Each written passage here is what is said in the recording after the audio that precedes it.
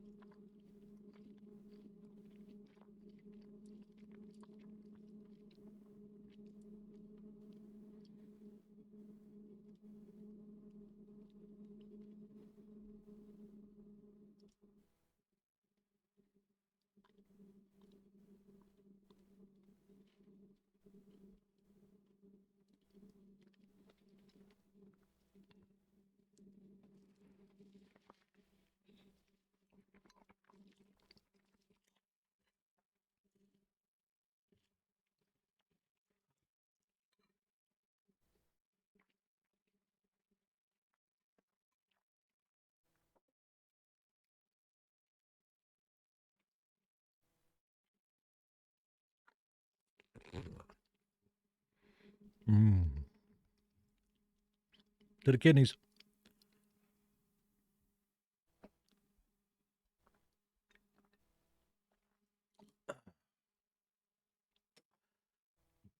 Drinking beer at 5:49 a.m. for medicinal purposes. You can't say it with a straight face, but it's true.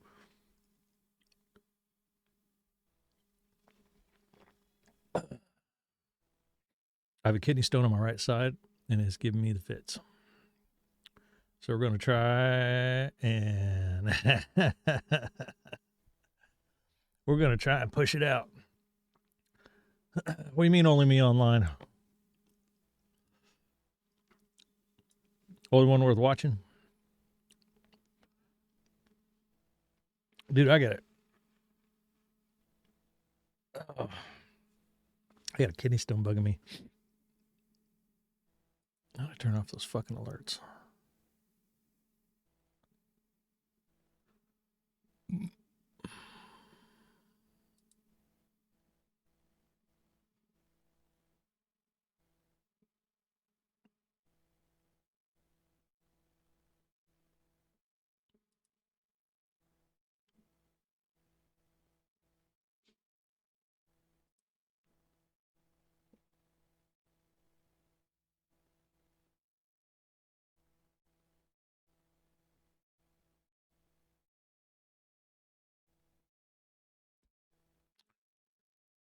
Oh, where the fuck was I?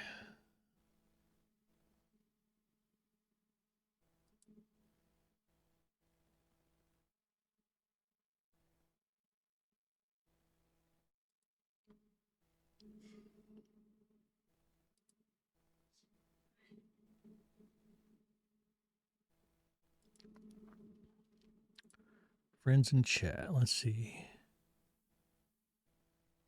Sign in.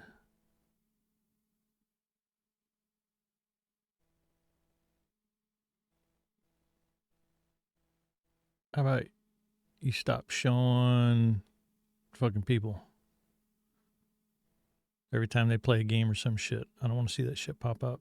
I don't know where it's at. Notifications? Here we go. When a friend joins a game.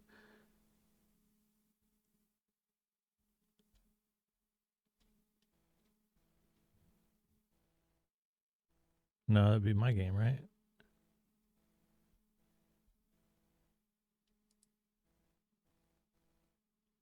Never. Steam notification.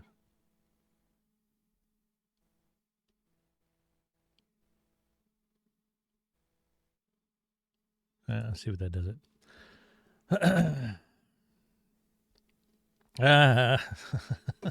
All your girlfriends are asleep. I woke up about 2 a.m.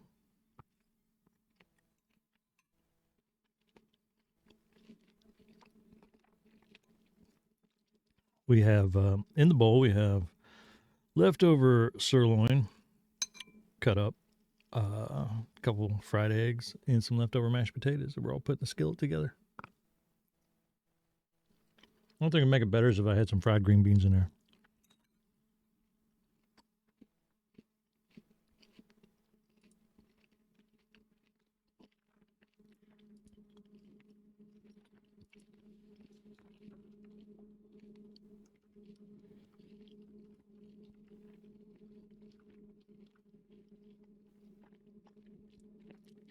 I'm going to buy that Lockheed Electra.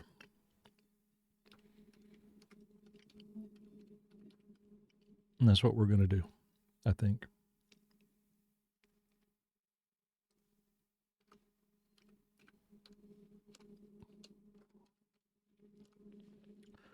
Let's see. Is this the one? Yes, it is.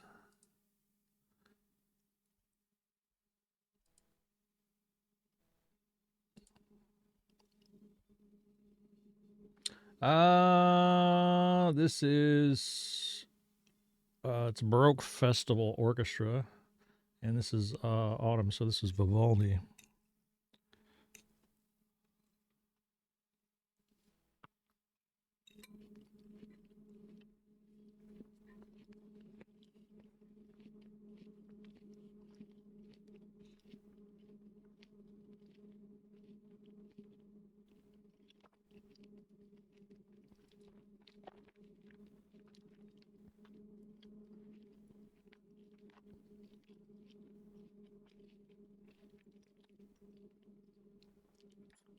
That stone's bugging me. It's cutting me a little bit. I had yesterday. I went to the grocery. I almost had to abort because it was bothering me going there. It got so bad it actually backed up. It started backing stuff up to my kidney where it started to swell. My pain level right now it's about a 1 or a 2. My pain level shot up 4 or 5, maybe 6 until it finally moved a little bit and then let stuff pass through, relieve that pressure.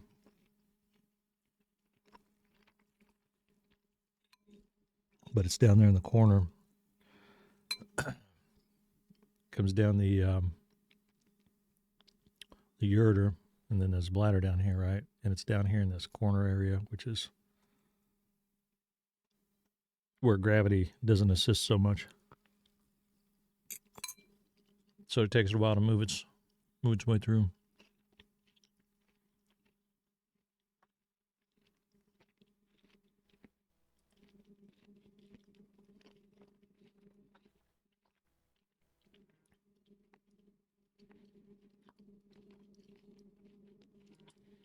This is my superpower. I piss out planets.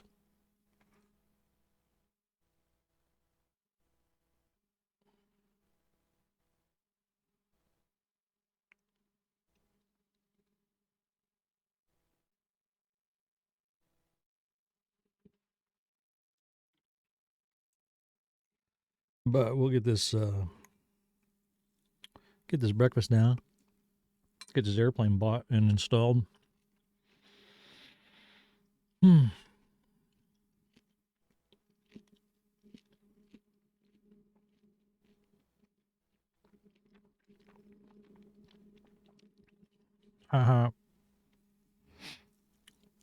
Last time I pissed out a planet with moons.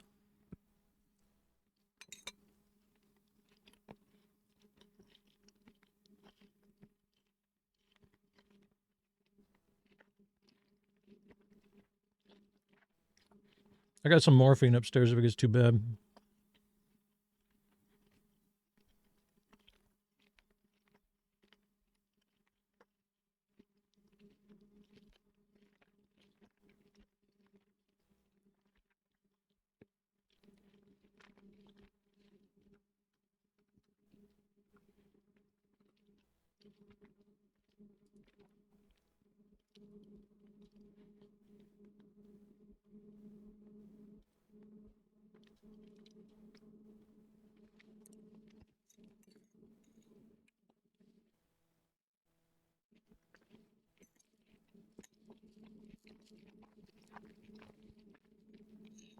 I don't know if you've watched any YouTube videos on NDEs, but they can be quite comforting. And after watching a few number of them I don't watch them like all the time, but occasionally I'll hit one.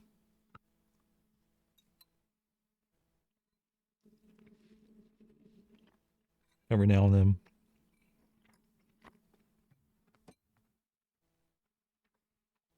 And you see me pick my nose. Running. Whew. The common theme run through them usually is what I've seen.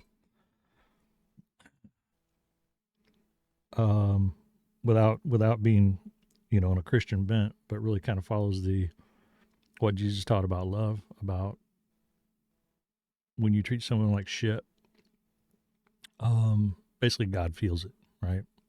So the only thing that really matters, in my opinion, of watching those things, there's only one or two things that matter in this life, short life, and that's how you treat people and how you make them feel. Everything else is housekeeping.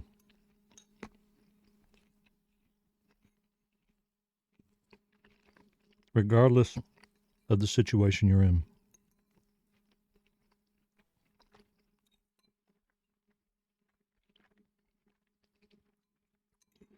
It's been my forefront thought. I'm thinking about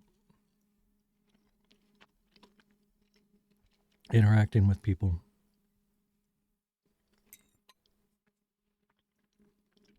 Don't make life harder for people.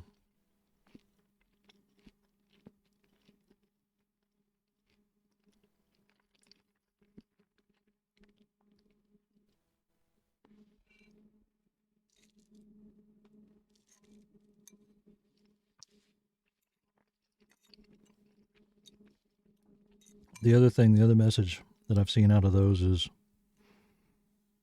every decision, good or bad, has a useful purpose. So don't feel shame about bad decisions,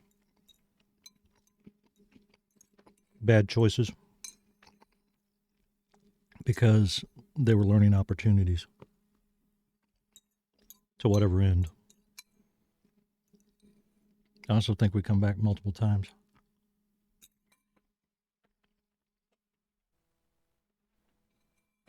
Either by choice or maybe not by choice,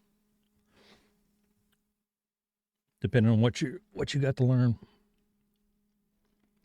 Maybe some come back to teach. They don't know it, but they maybe could still get lost along the way.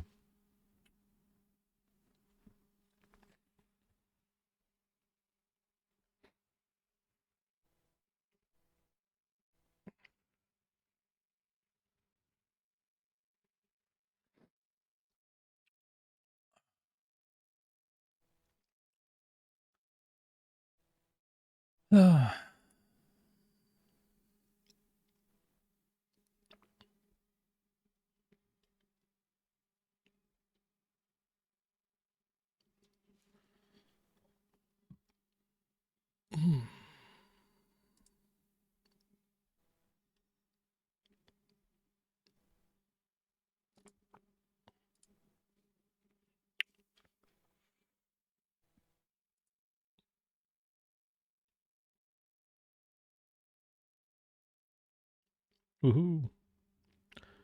Some points worth $3. Yes, we'll use them. Apply points.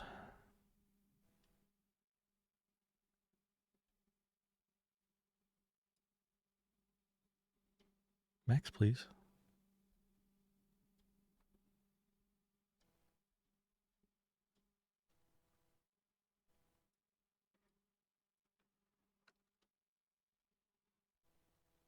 No, there we go. Apply maximum points. Save me $3 off this airplane.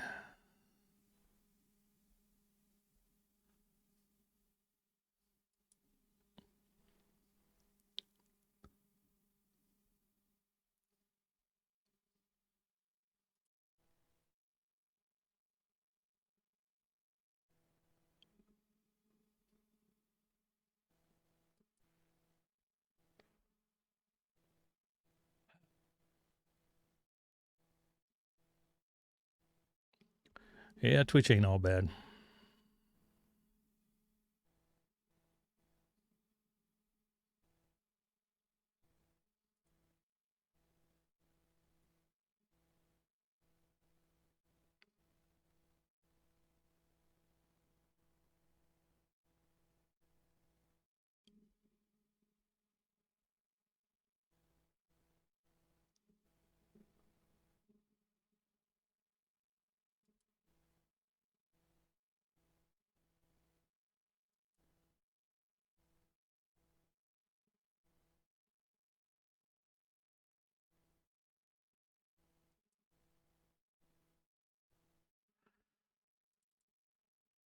All right. Get this thing downloaded.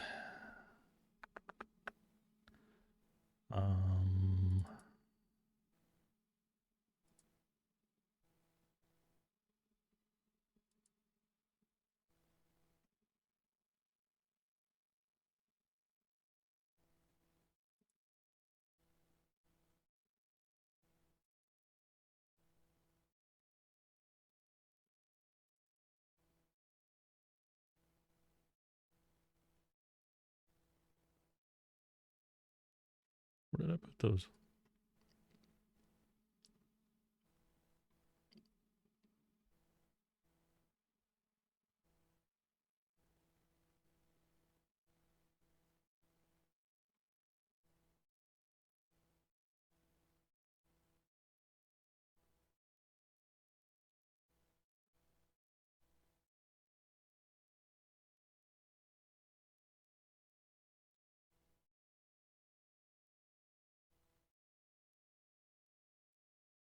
Is that on the C drive? Oh, I probably put it on D drive. Yeah, that would be the place to put them, dummy. There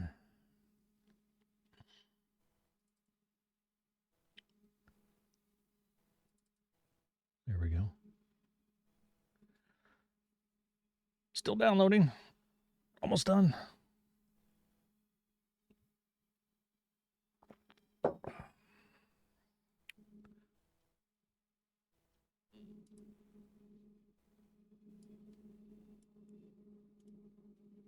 Cut. Paste over here. Extract all.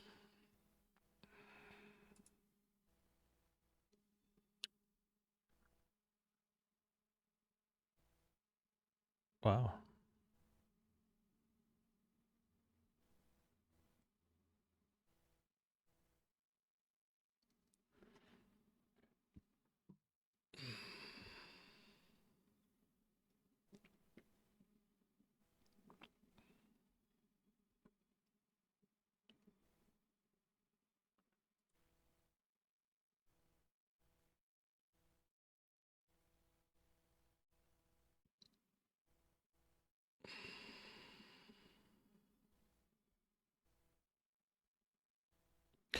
Yeah, I times in the past I've had irritable feelings about people because, people do stupid things and they do stupider things when they get in herds and crowds and stuff. But, I'd go grocery shopping, go to Walmart and stuff, and people used to annoy me, but now I see things, I look at people a little differently. I look at every individual out there that they got a little piece of God in them, and that's how I try and look at folks. You know, making their way. They're born into the life that they're born into. With we all have our problems, right? That we have to walk through this life with, and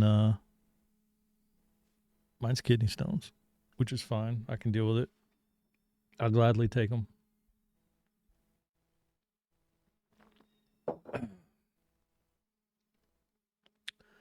But you know, other people have other issues. You know, where it's whether it's intellect or physical or whatever. Um, so they got to make their journey, and they've got to interact with everybody they interact with in their short life, and learn the things they need to learn.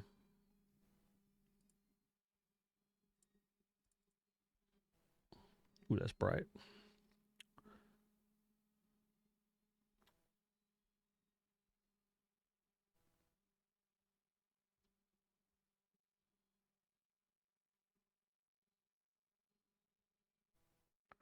What did I just dump it in the community folder? Is that it?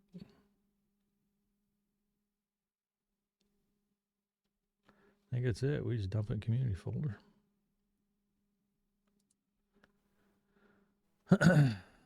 I happen to have a shortcut to my community folder. Bam.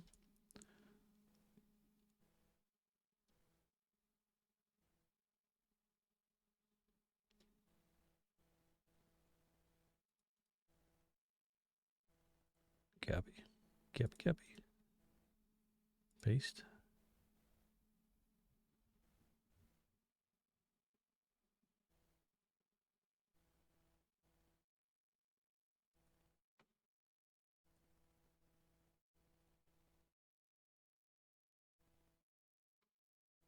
Yeah. You know, and I think they get to see the at the end, you know, the again those NDEs, they talk about life reviews, and they talk about, you know, when you get to see what happens, you know, what the effect your actions had basically on people, the feeling, the emotion, you feel the emotion. So, you know, there that in thinking about that, then I mean, if you know all these are to be taken as reality, the ultimate reality, then there is logic and intellect, but there's also emotion that goes beyond.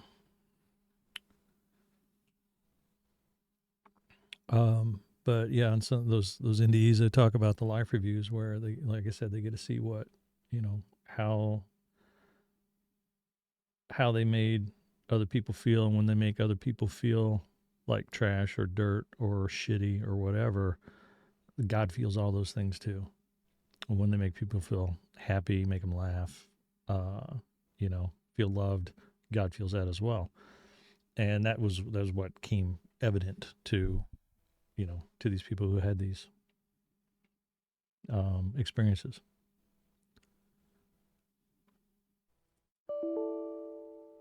Oh, it's already started. All right, let's see if let's see. Look at my checklist. I got a kidney stone, man.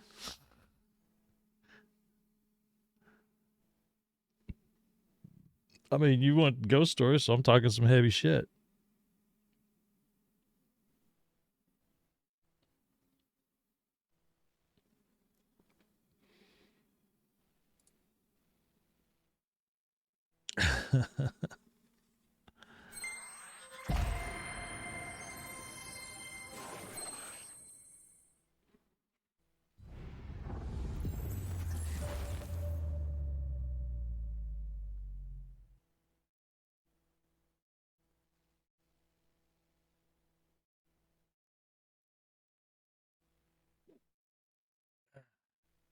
Nose cleaned out.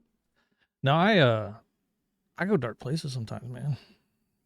But I got to be careful because I'll take other people there too, and maybe they can't cope with it. They don't want to cope with it. They don't want to deal with it. But for me, it's just I go through phases. My dark places are more philosophical. I don't feel down about anything. Like I said, the chronic pain from a kidney stone can bring you down given enough time. The worst part about a kidney stone is if you get blockage and it backs up to the kidney, right? So what happens is your urine gets backed up in there and then the kidney starts to swell. And when that happens, that's the worst. That's agony, that pain. Like the stone with its claws and sharp corners and stuff, cutting down, even if it, makes you bleed, a sharp, a sharp cut, it's going to subside. But when you get that full blockage until it moves, that swelling is an agony pain. It's a dull pain, and it just gets worse. And there's nothing you can do but move around and try and squeeze it and see if you can get. Yeah, it'll pass. I mean, I've done, like I said, I've done dozens of them. It's my my deal with the devil, man.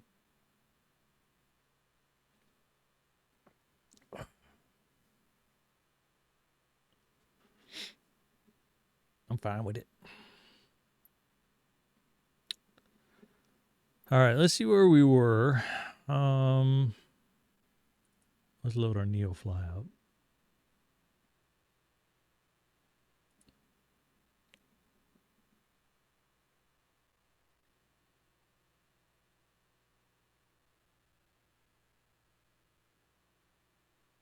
We're in Bloomington. So let's go to Bloomington. And we're in the crappy metal one.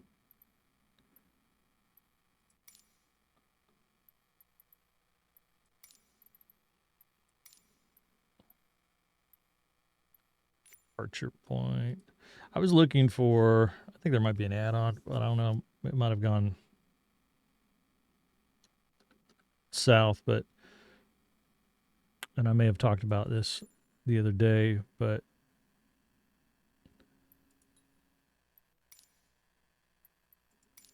Microsoft Flight Simulator needs. How can you not do this? This is what I don't understand. How could it had not have entered their minds of the aircraft selection window? Put a favorites category where we can go, this is my favorite, this is my favorite, this is my favorite. So I fly 5 different airplanes, right? And that way I don't have to look at 20 different airplanes that I don't fly.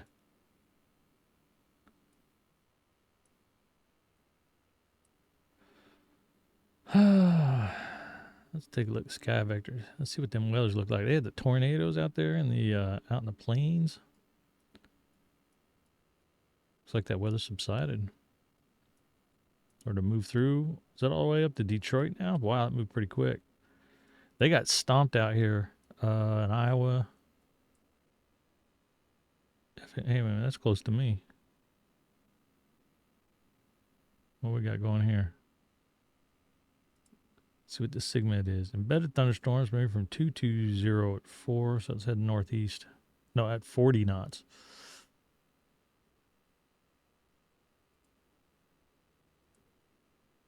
I'm down here.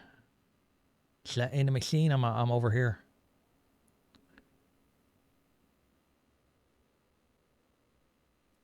Or is this old? Oh, there it is.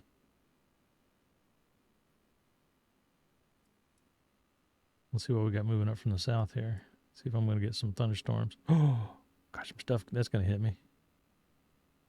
I live right up in here. It might dissipate before it gets here. What do they got in there? Embedded thunderstorms.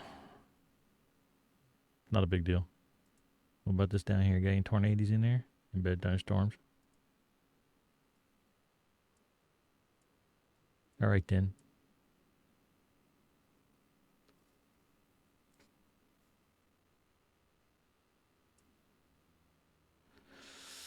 It is, and that's what keeps us going, but ultimately it doesn't matter. Look, the sun's rising.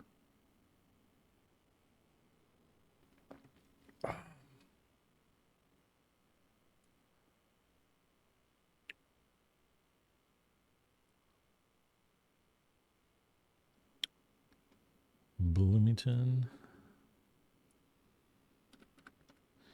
and then we don't know where we're gonna go because we gotta play with the.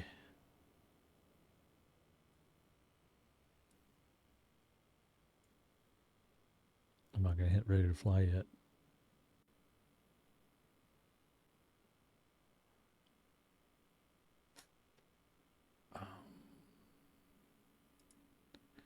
Let's look at the aircraft market. What we got here? Oh man, we got enough money. We could buy that Comanche. But we don't want to do that. We're going to find an Electra. And that's what we're going to fly today. We're going to rent that and we're going to fly it.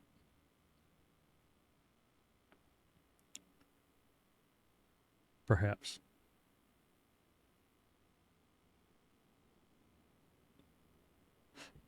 Oh.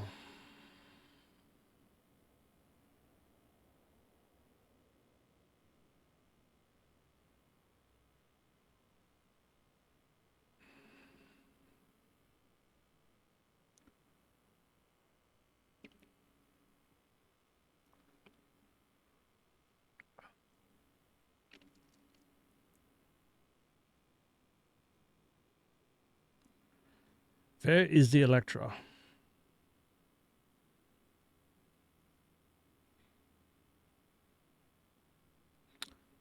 I have to make sure it's checked. It should be checked.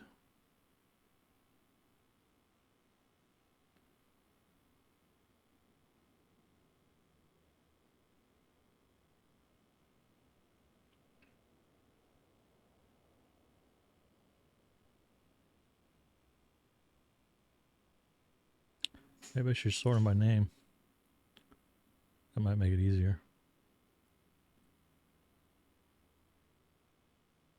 I don't know if it's under, if it's just under like Lockheed Electra or if it's under, shit, who makes it? Some people make that DC-3.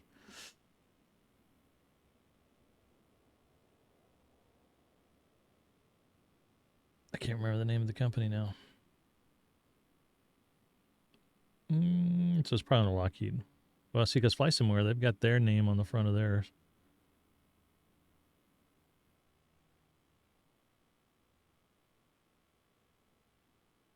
JKL. Oh, the Kodiak too. I was thinking about getting that.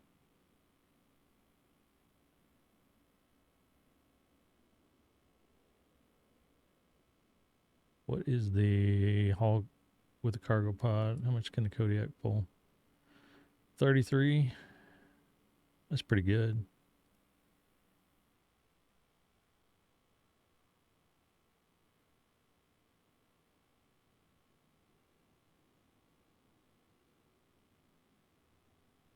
What the fuck is the name of that company?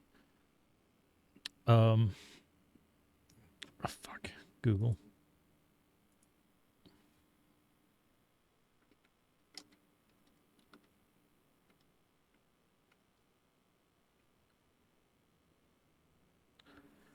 Airplane Heaven.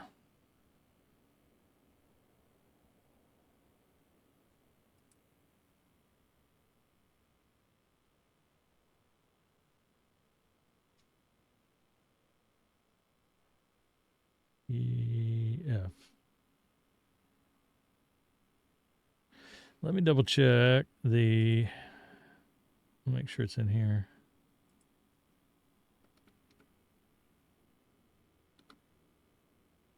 Yeah, it's checked. Electra 10.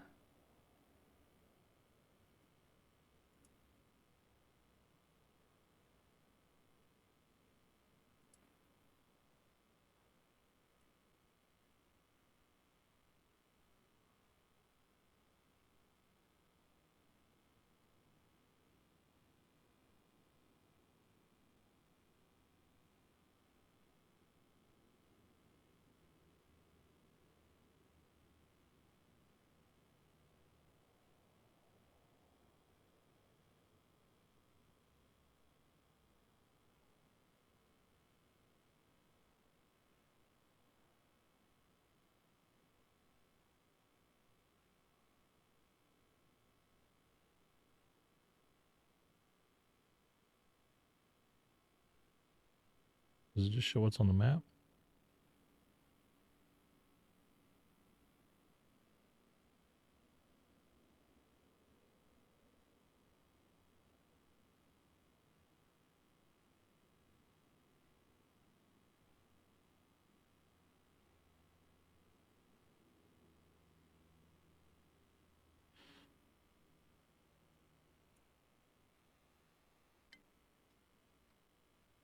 We're never going to get off the ground.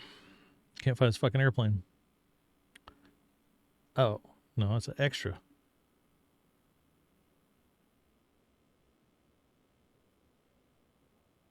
Stupid, just dumbass Dornier airplane.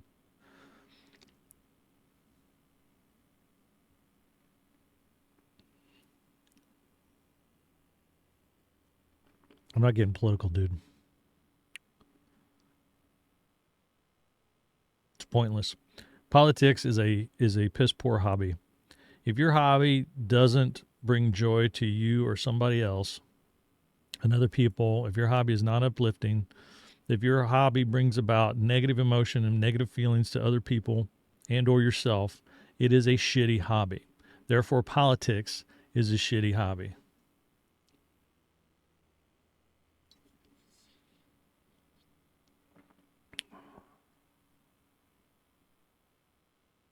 I'm gonna need another beer. I'm gonna be 2 beers in before I get off the ground.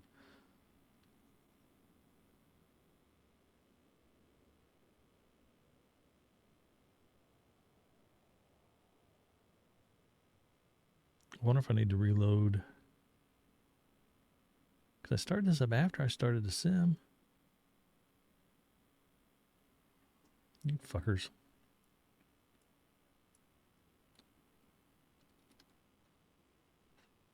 I remember there was one at Fort Knox, I think. Or maybe it's a DC-3.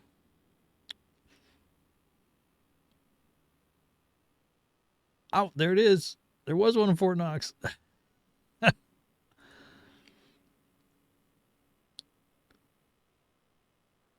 right, we're going to rent it. We're going to rent it and go get it.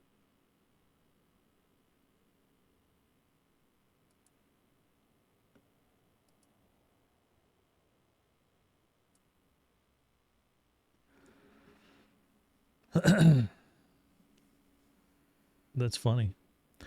Okay, so let's get ready to fly. Let's bring a NeoFly back up. Well, let's see if we can get us a job down to Fort Knox somewhere.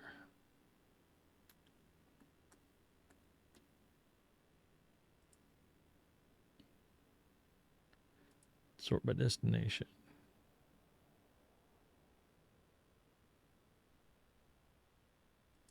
We'll even look at the bodies here. Destination.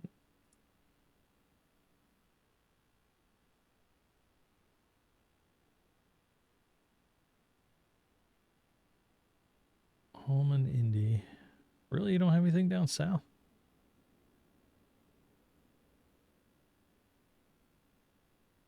Oh, let's increase that max distance. Let's reduce that weight. Let's go to about 3 grand on the weight. Hey, fluffy little kitten's back.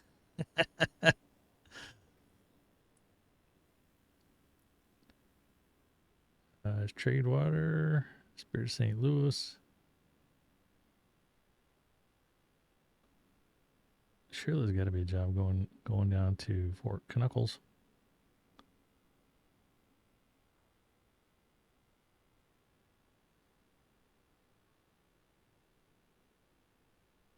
Where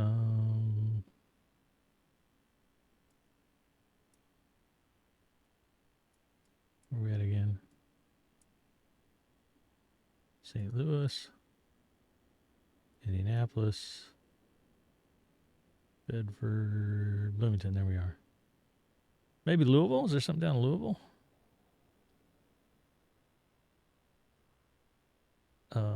Stanford, because that would be on the way down. Oh, Fort Campbell. That's kind of close, but actually it's further.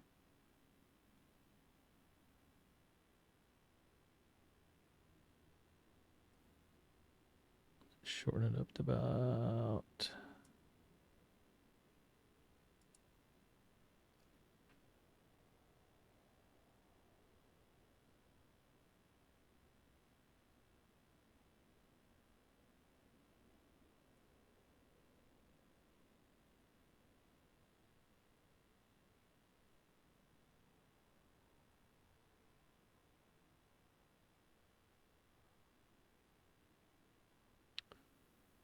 Mac 21. We need some over in the Louisville area, god damn it.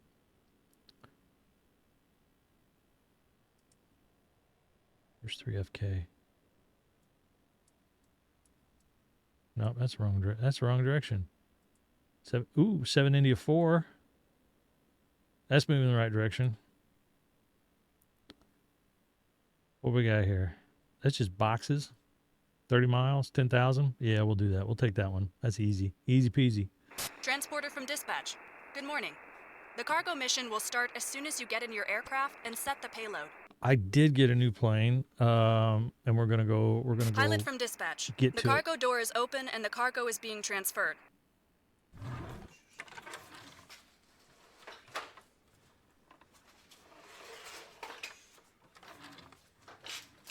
Wait, where are we going again?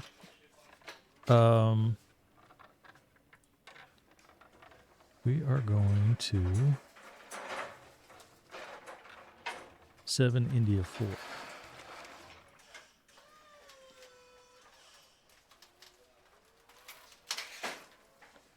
Heading is going to be 169. Transporter from dispatch. The cargo is on board. You are cleared to taxi to the runway and take off. Oh boy. Let's get our weight and balance set up.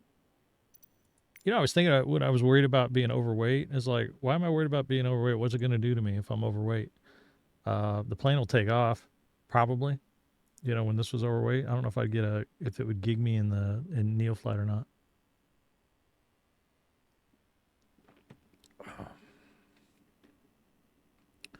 So we need, what is it, 1,642 pounds?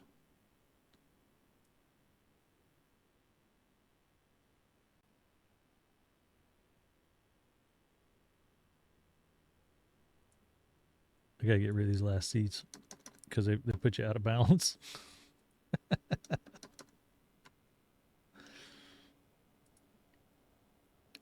We still, what's our total weight here? 18. So we're over, so we're good there. We got plenty of fuel. It feels right. We'll go with that.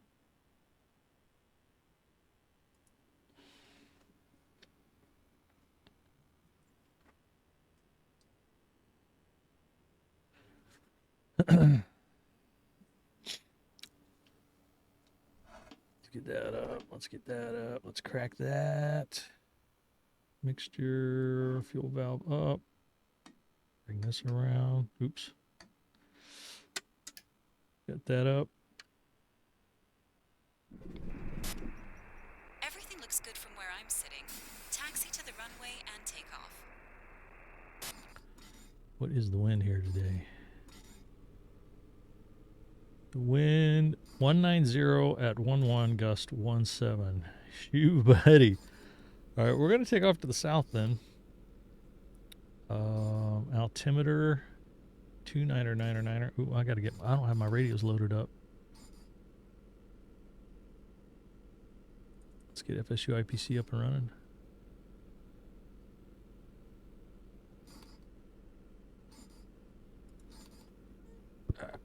That down to page 9. Fire away. There's one radio coming up. Not that it matters. And then, but we need our trim console. Hopefully that came up. Yep, trim is working.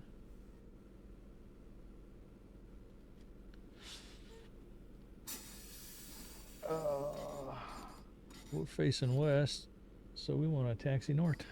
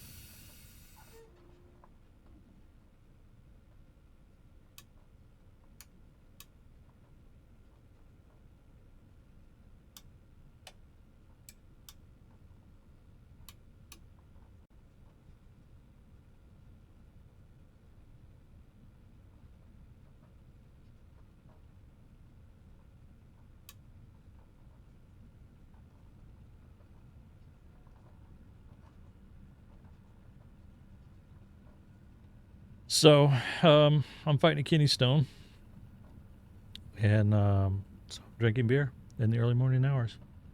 And we're going to see if we can help it along.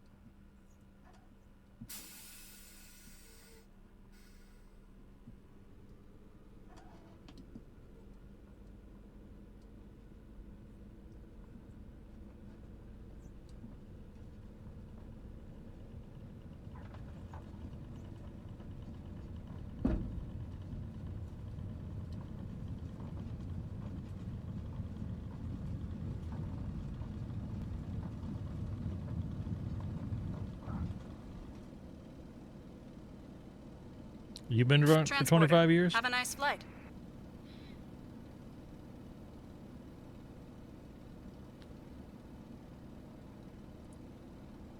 Okie dokie. 169 on the heading.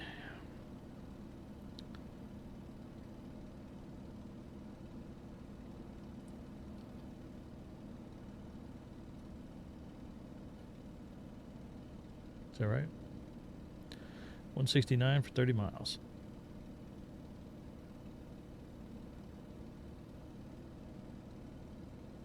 By the way.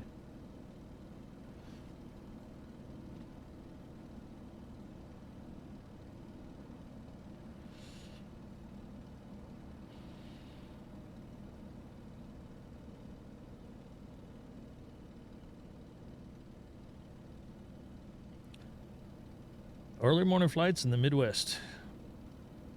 USA. USA. USA.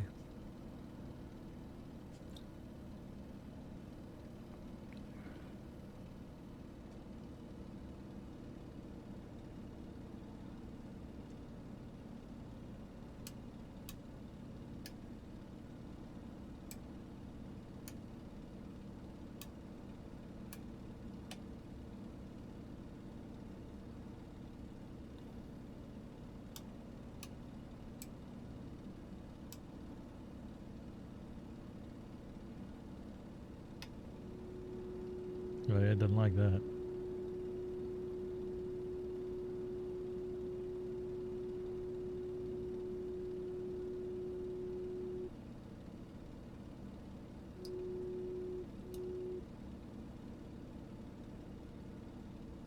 God damn it.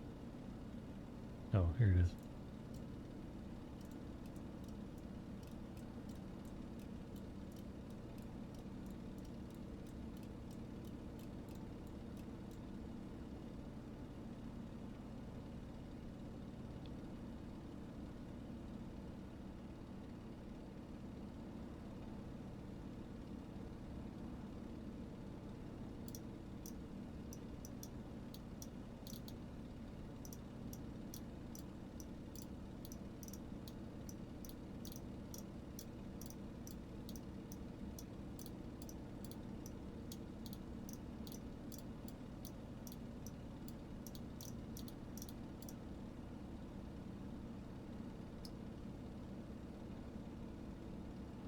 Am I really heading that way?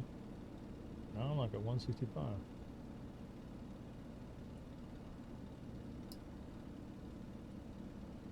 Oh yes. So many damn switches on this thing.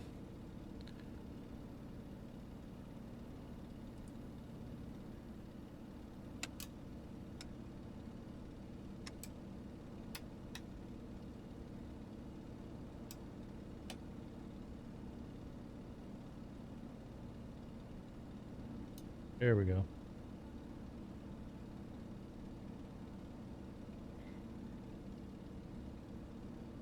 I'm gonna learn how to fly this plane before I get rid of it.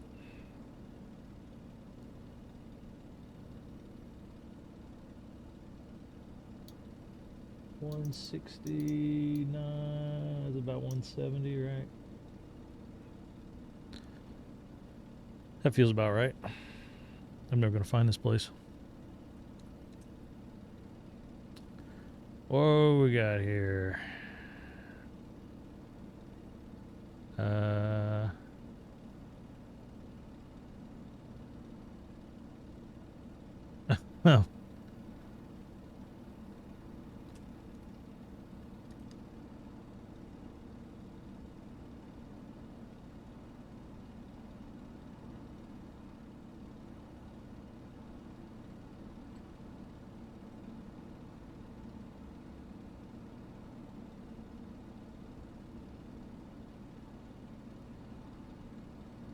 I think that message was for you again.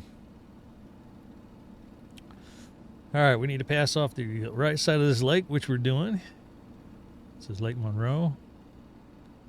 It's a misty morning. Got a little rain out there.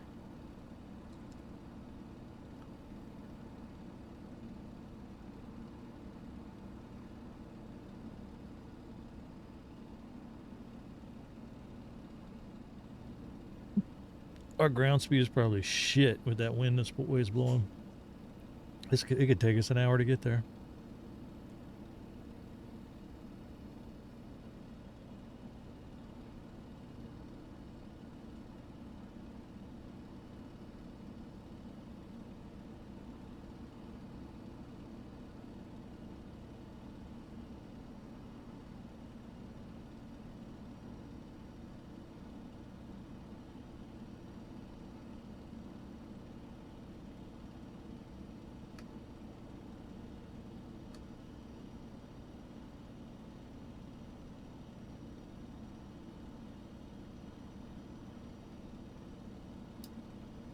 Oh, yeah, okay. We got 2 batteries.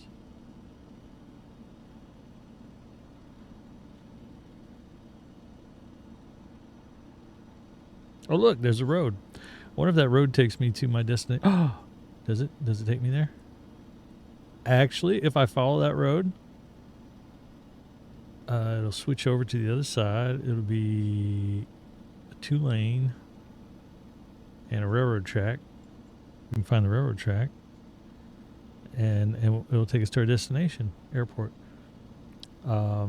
This is called IFR. I follow roads. And then if you find the train tracks, then it's IFRR. I follow railroads.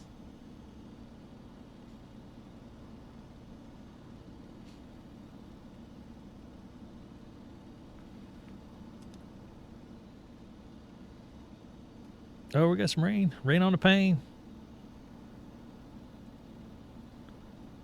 Our windshield wipers work. Not that we need them right now. Oops. Ah. All right. What is this here? Master wiper switch. Left wiper. Oh, look at that. Actually, you can look out the window there.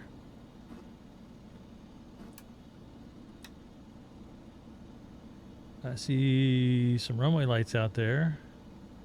And that would be Bedford, which is the Virgil I. Grissom Airport. Named after Gus Grissom. I wonder if that's where he was from. There's a Grissom Air Force Base up in northern Indiana, so I think he was probably from Indiana. Probably went to Purdue. Let's look it up. Virgil Grissom.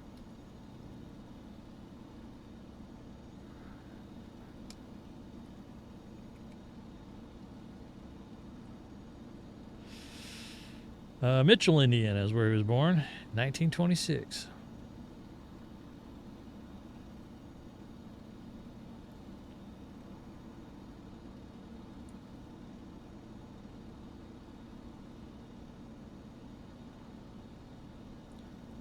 Let's see where Mitchell is.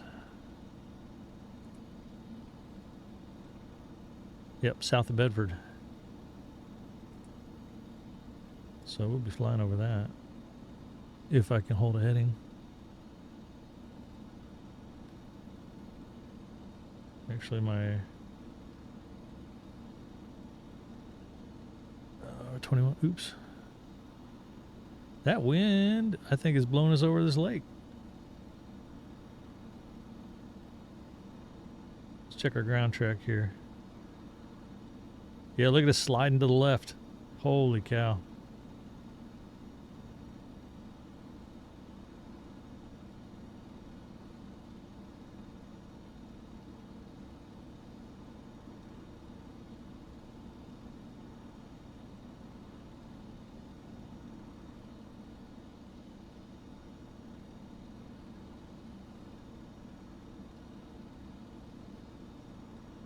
This is blowing us right towards Grissom.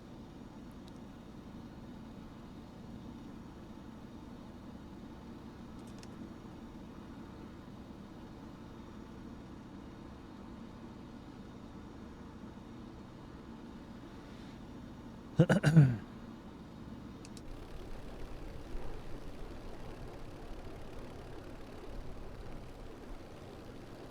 at that rain. We just got to follow that road over here.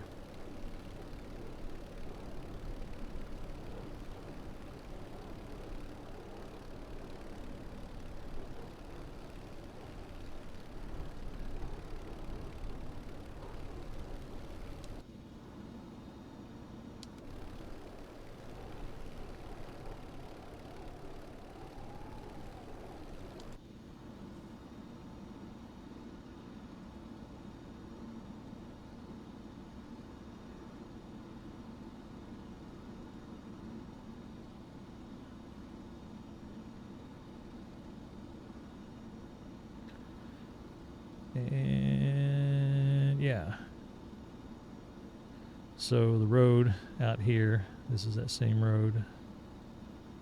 And let's see, I'm looking at my chart here. This is what I'm looking at. So this is the Grissom Airport, which is right here. So we're over here somewhere. And we're looking down this road here. It's underneath us, and it comes up here and it kind of curves like this. So this is what we're looking at. This is where it curves right around Mitchell.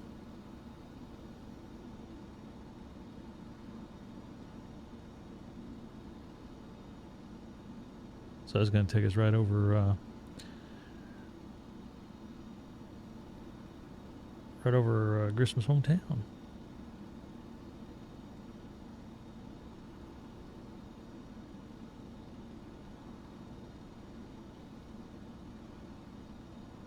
So follow that road ahead of us, and it'll take us right here to the airport destination, Orleans.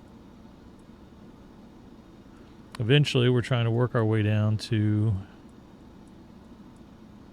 Fort Knox down here. And so we took a job to get us here, get us closer, and then we'll see what the jobs we have there.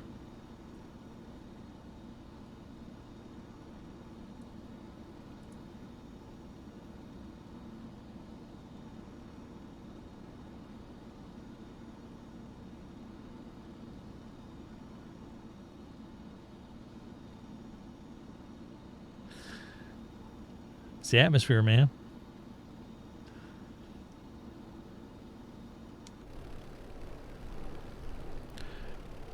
One of the things I don't like about it, like underneath, these clouds aren't that bad, but when you get on top of the clouds and the sun's shining on top of them, the weird shadows on it makes them look like volcanic ash clouds more than anything. Oh, excuse me. I need another beer. Which means I'm about to get up.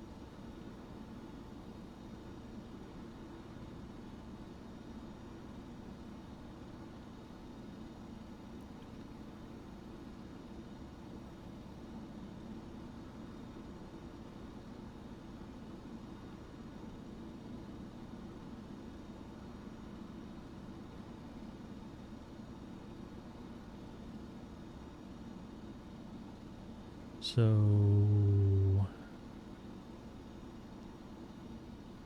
That's Grissom. Is that Grissom?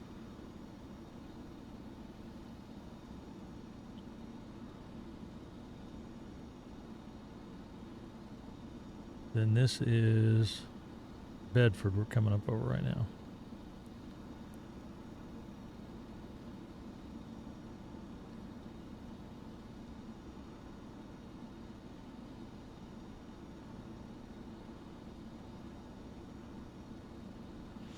Suppose I get a little water here I can drink.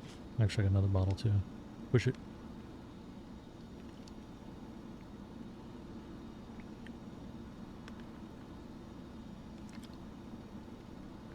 Beer has a two-factor benefit to kidney stones. Your body processes it quick, so it makes you pee, and the alcohol provides a dulling effect for pain.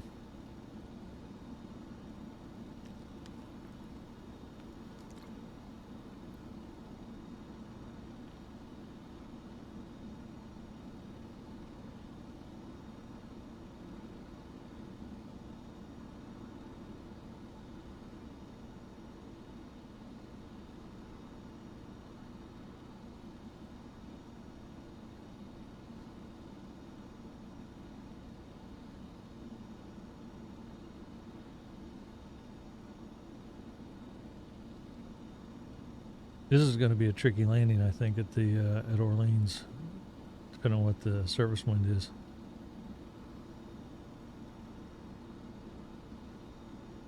This could be, if it's still 190 and gusting like it was up in Bloomington, it's going to be ugly. I might have to make if there's like room there and there's enough grass, I might have to make an unconventional landing.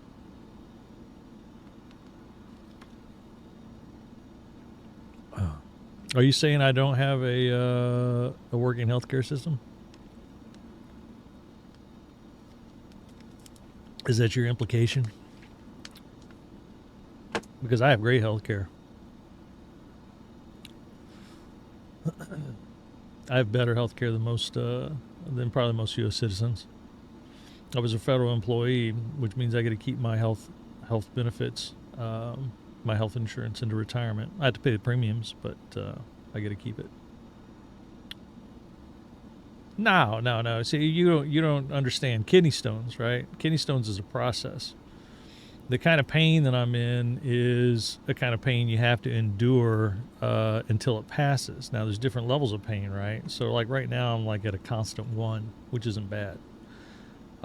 With a kidney stone, and mind you, I've passed dozens of kidney stones in my life.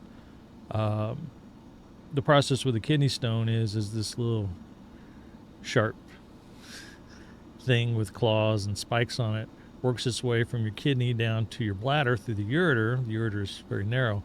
It scratches and claws and stuff. But I passed enough of them that I'm kind of scarred up in there, so it's not as bad.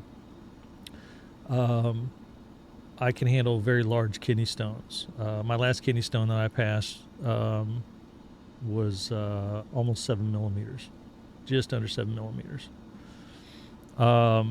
I have pain medication from the last kidney stone I had. I've got pain medication left over, but I don't need to use it. It's I've got morphine upstairs, but I'm saving it for an emergency in case I really, really, really need to use it.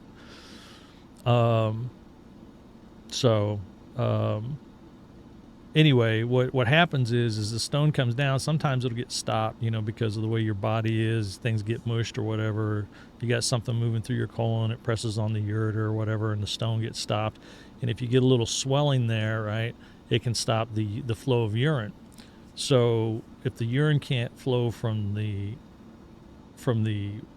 kidney down to the bladder, then it gets backed up and it starts to swell and it makes pressure. Well, that pressure kind of helps push that stone further. But in the meantime, that's the worst pain, because when the kidney starts to swell, that's where you get to agony. As it's going down, scratching and clawing, that's okay, because it's just like kind of a sharp pain. I can deal with that. It'll pass. But that agony, if it doesn't start moving or open up enough to let the urine flow and relieve that pressure on the kidney, that is the serious pain. And if that keeps up, that's when you have to get into some meds. If not, go to the emergency room if it lasts too long. usually doesn't last that long. You start wiggling around, moving your body and stuff, and get it going. You'll have as the stone is in there, you get it. It kind of feels like intestinal pain, and it can screw with your intestines and make you think you have to poop or whatever. But you get renal colic, which the ureters are made of the same muscle fiber as your intestines are, so they will, they'll flex and spasm, and so that can cause you pain. In men, when men get tagged in the testicles, they get this pain that starts in their testicles and it moves up into their stomach. Well, that pain is radiating up basically the same nerves that run your that are connected to your ureters, and that's why it hurts up in your stomach. So passing a kidney stone is kind of like getting hit in the nuts in reverse. It starts up high and then it works its way down. That's all right. I'm here to if there's knowledge to be passed along or whatever, to on things and learning stuff.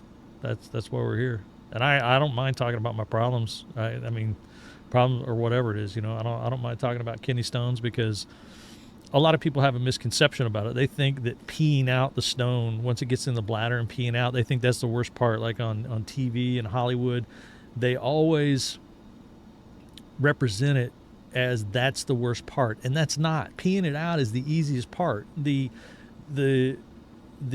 urethra, out your penis or whatever you got, is like this big around compared to the ureters. Ureters are much smaller. So once it gets into the bladder, that's no problem. It's just like, in fact, it usually happens so fast because you also have urine pressure behind that, and that fluid goes around it, and it just slides it right out. And if anything, it's a weird feeling. It's like it's just like woo, as it goes, it's like as it shoots out, and you're like whoa, what the hell, and it's done. Then you can recover it if you want to make some jewelry.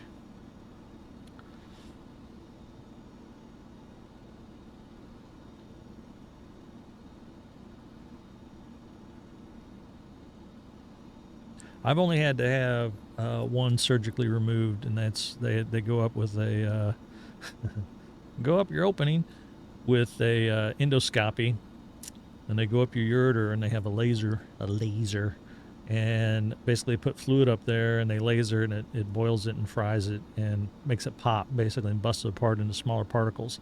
And then they kind of wash that out, and then you have to have a stent up in there in your ureter because they do so much damage to it that it's like you're passing blood and stuff, and you have to have a stent up in there that goes up to your kidney for a couple weeks before they take that out, and that's not pleasant. So I'd much rather pass them on my own than have to deal with that. Where is that airport? We should have an airport here, I think.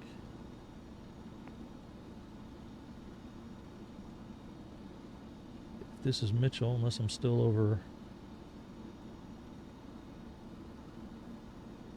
I don't.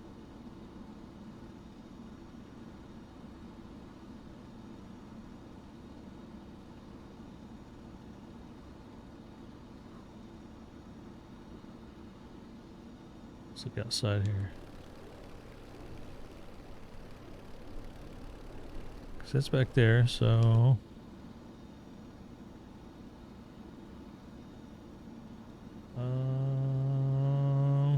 There should be an airport right here. Unless. Oh! No, that's a road.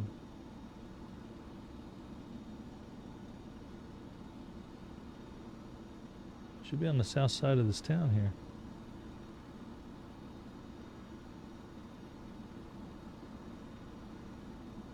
There's a little tower there.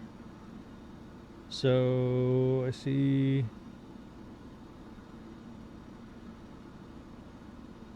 Should be north of that tower.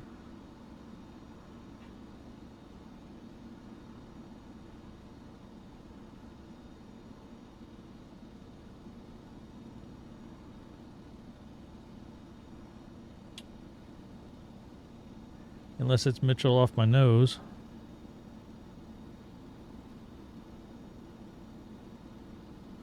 Or I mean Orleans rather. Oh, so maybe that was Mitchell. Oh, okay, so we got to go. That's right. So that was Mitchell. This is Orleans, and it'd be south of this little settlement in front of me. Okay, we're good. And that little tower, I see that tower there. It's on my chart. So I was mistaken. So here's where we are. So you see this little tower out the window here. That is this tower here, and so the airport's due south of it, and this little settlement.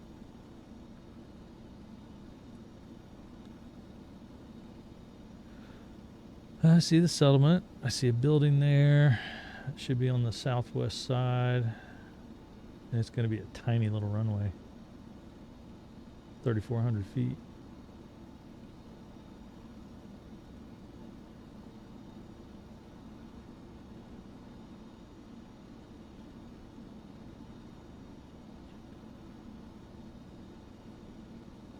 I think that's it right there.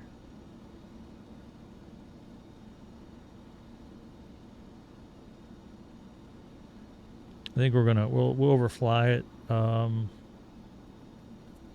we'll enter the left downwind for whatever the hell the runway. Yeah, that's it. Take a look. Let's see if there's a windsock blowing down there.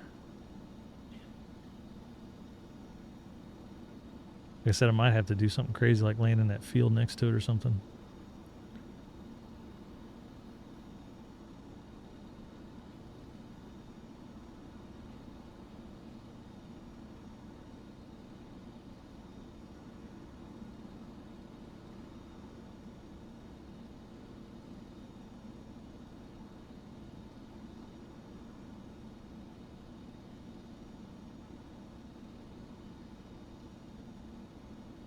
I see a windsock. Let's cut the power and get a little lower here. I think I see a windsock.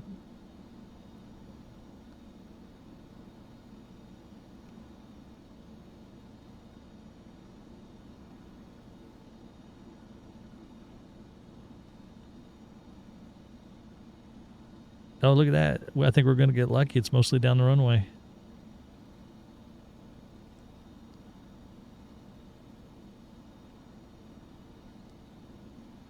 Oh, no, it's not. It's a crosswind. Oh, Jesus. This is going to be horrible. Well, I've heard that, like Canada, they talk about national health care. I think the U.S. could do a good national health care. When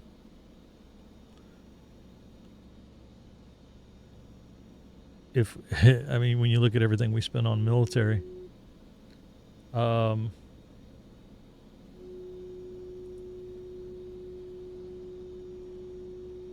which one was it?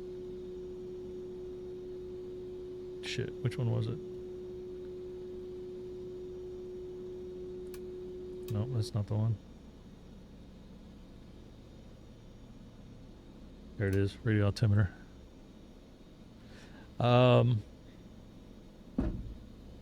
Shit, we're getting a little slow here.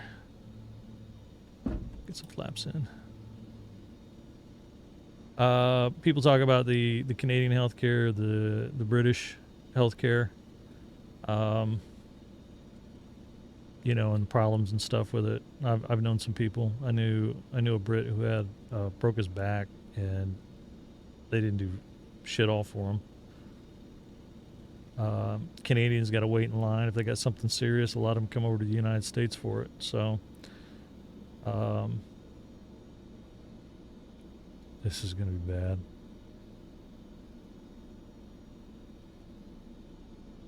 This is going to be bad. I don't know if we got enough rudder authority to pull this off.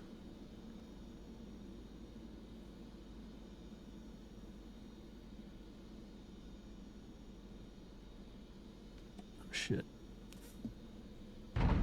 Oof. That wasn't the softest landing I've seen.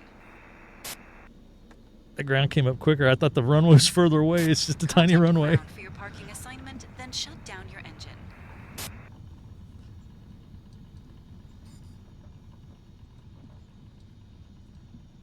Yeah, contact ground for your parking assignment. It's uncontrolled field, lady. Our parking assignment's over here in the grass.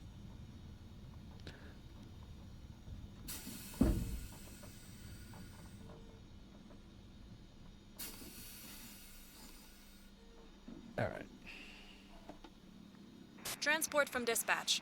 Okay, nice job. Someone is coming to take the cargo. I'll call you when it's done.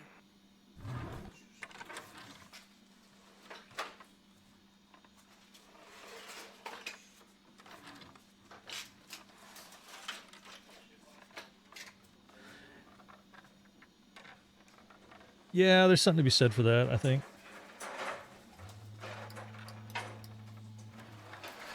You know, where maybe the I don't know. There was some experiments done in the US Pilot, that's all the cargo removed from the aircraft. Enjoy the rest of your day. that I thought were pretty. I haven't looked into it lately, but You can start your engine now. I don't know if you know what an HMO. I think it's an HMO is what it's called.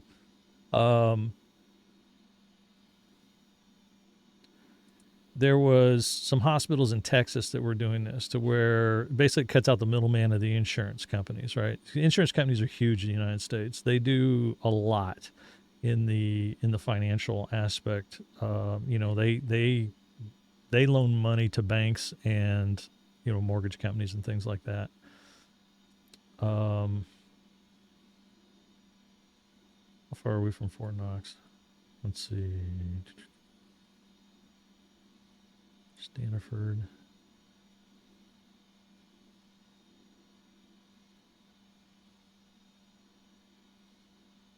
Or we could just go on and fly down to Fort Knox and just make it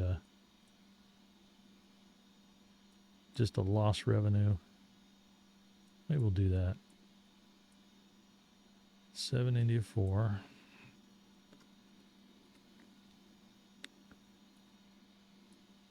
KFTK. We're just gonna go get that new. We're gonna go get that new airplane. We've got a 50-mile flight, and that's what we're gonna do. We're not gonna take a job.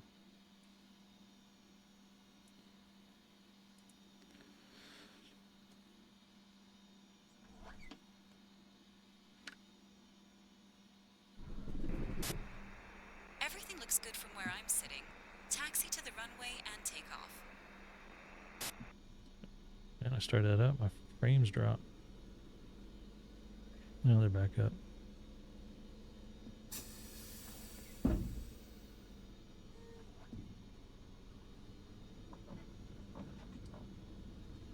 So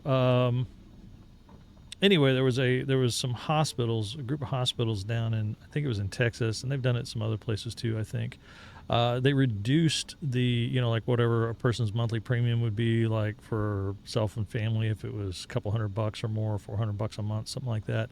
They got it down around, I want to say $60 to $80 a month, by cutting out the middleman and basically you paying the hospital group down there. The premiums, the monthly premiums. Basically, you pay the insurance money to the hospital. That way, the hospitals had income, regional income basically coming in, going directly to them. And so that allowed them to, when you weren't a patient, the entire group in the area basically helps pay for it, for their x-ray machines and all, and all their equipment and their staff and all that stuff. But you have, oh shit, here we go. With the insurance companies being really powerful, they've probably got a monster lobby, so that kind of thing. Have a nice flight. Just to remind you, we're not paying you for this one. Probably wouldn't fly for, say, on a national level. Because it would be too paradigm shifting, they wouldn't have any revenue from it. Unless they bought into, started buying hospitals, basically. What is our heading? We need to be on 158. Actually, that's our course.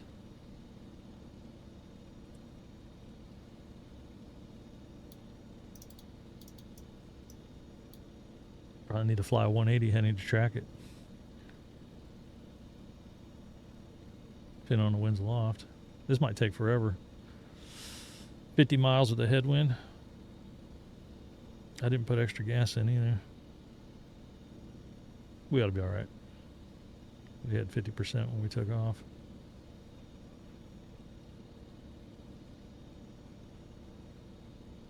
And I think the way the deal worked was like, say if you're traveling, you go on vacation, and whatever, you go to Florida, you got to get hospitalized. Well, they just they cover you for that. It's basically like a um,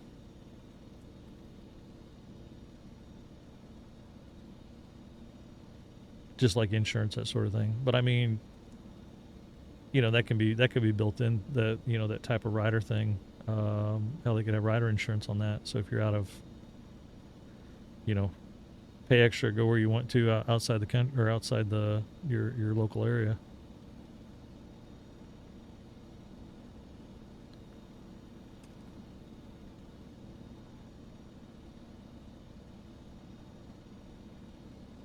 United States has the benefit of a huge tax base. Of course, we have deficit spending as well, but a lot of people do. But so we put so much,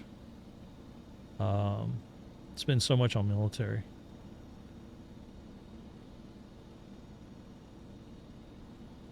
I think our military is bigger than the next 4 militaries put together. I think that's the stat.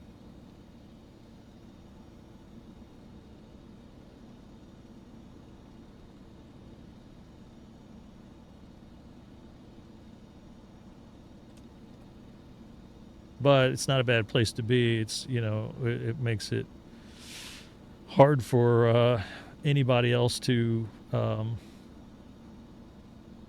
coerce you, blackmail you, whatever, and U.S. business interests, which are global.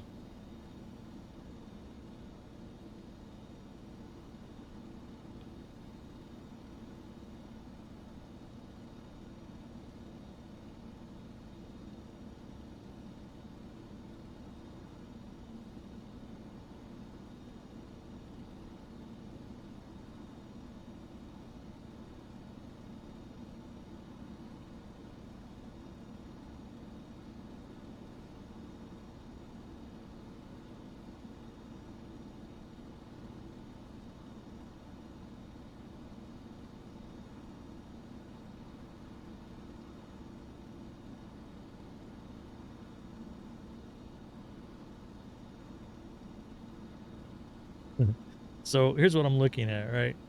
So I've got my little gyro down here, and I've got a wind coming out of the south, but I think aloft it's kind of out of the southwest, so it's pushing me, and I'm traveling kind of southbound, right? Um, so what I'm trying to do is, you can see these bushes out here, and as we're tracking, they're sliding over. So what we want is this needle here, these 2 needles, to align with the land out there and basically not slide left or right, and that's our ground track framed in that window.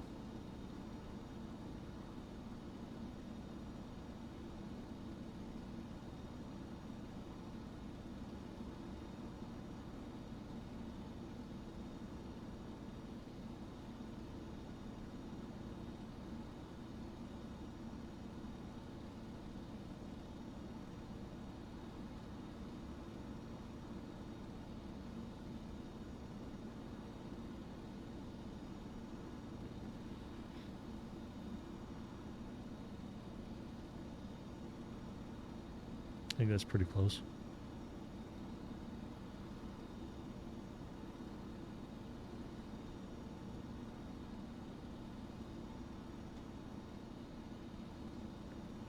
We've kind of gone to a quasi system with the Affordable Care Act. So if you don't have outside insurance, you do have to pay the government, and you get coverage.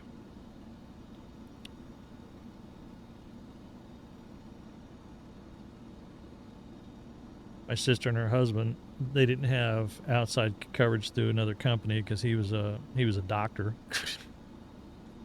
but he had his own private practice as far as like he was an orthopedic surgeon, and so he wasn't affiliated with a hospital or anything. So he billed what he billed, but his insurance coverage had to come out of pocket, so they had to pay kind of heavy. It's not unlike self-employment in the United States. So like we have this thing, I don't know if you know what it's a kind of a partial retirement system. It's called Social Security. Back during the bad old days of the 1930s, during the Depression and everything, with the New Deals and stuff, that was one of the things that Roosevelt came up with to help support people in their old age. That's where Medicare comes into. Um, Social Security and Medicare to take care of people when they're old and decrepit, basically, and so they don't have to be homeless if they don't have family to take care of them. And the let's see here.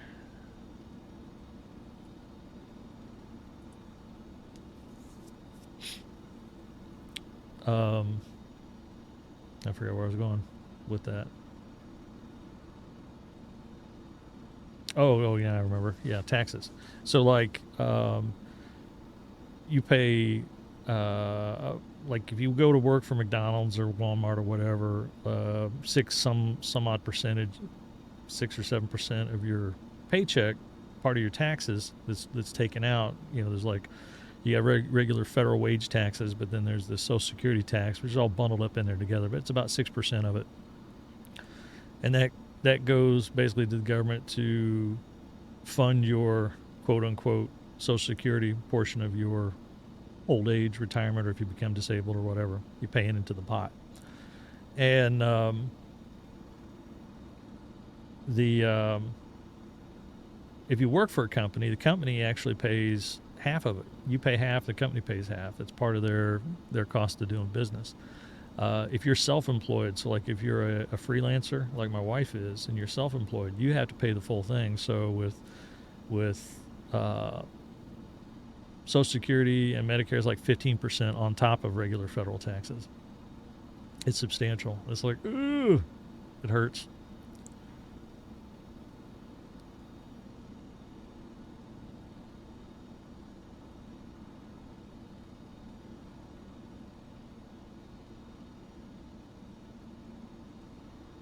Almost as bad as the kidney stone. Damn it, I was supposed to get another beer. Uh, let's see if I hit escape. I'll be right back.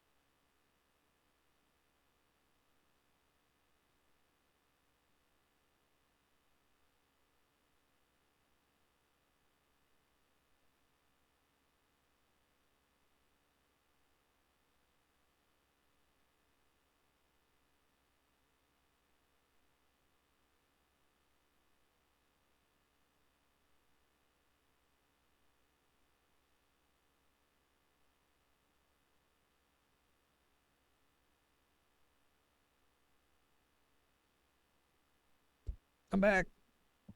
Anybody still here?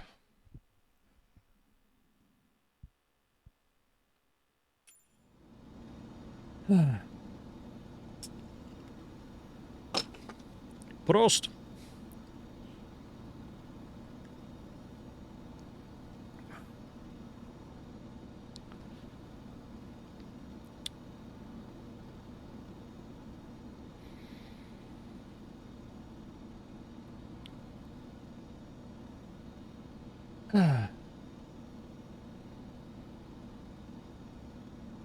So yeah, the way my stone feels right now, it's kind of like if you ate a bad hot dog or bratwurst, right? And you got the indigestion. That's kind of what it feels like, except it's on my right side. That colicky feeling. John H. 78990. It's his postal code. It's like in Guam. How's it going?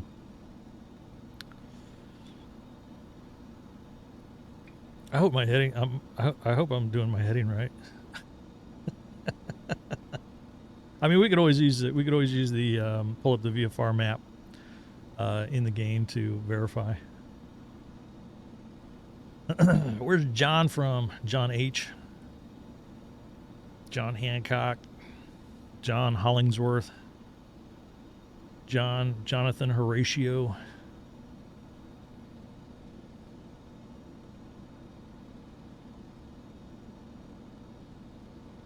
It's early morning, 7:21 a.m., which means it's afternoon in Europe.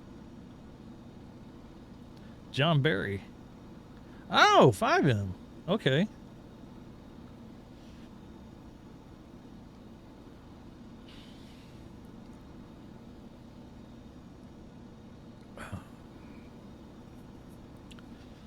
Were you in the NRP server city, or did you just follow me from where I don't remember, or I can't correlate your Twitch name with another name if I know you from somewhere else? And I'm doing early morning drinking because I've got a kidney stone.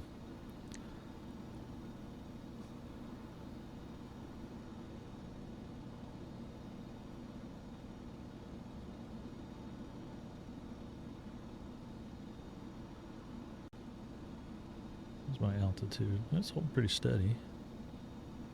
I think I could go a little higher, but low level. But I'm sinking. Trim up.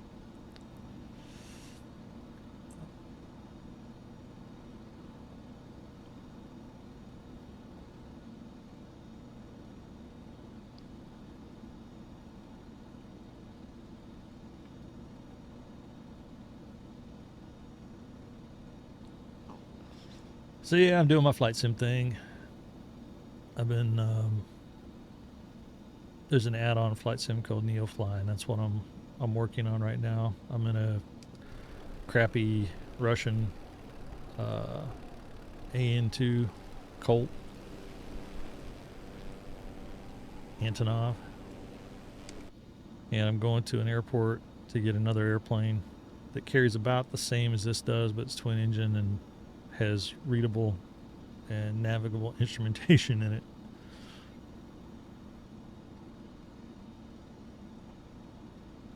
They cue some music. What do I want to listen to?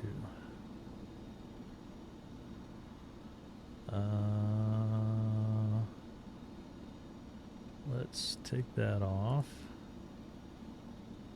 Let's start with this.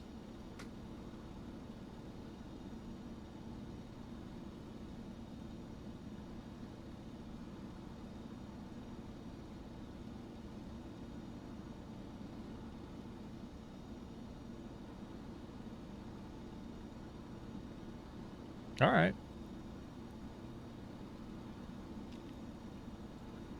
Who are you in city?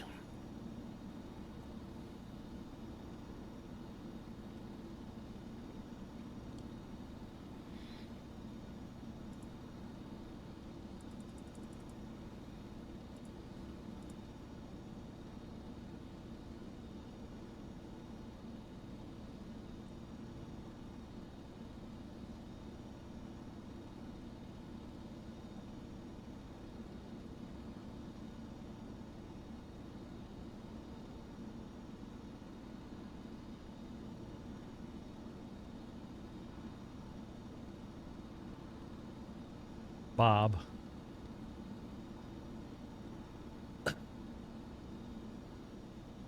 Bob, DOJ Bob, or some other Bob?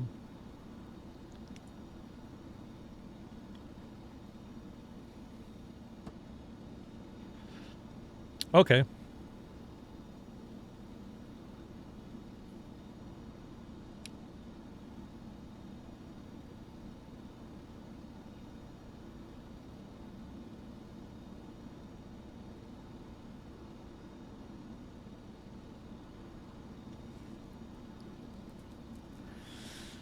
If we get down here over this Hoosier National Forest, there's no ground reference.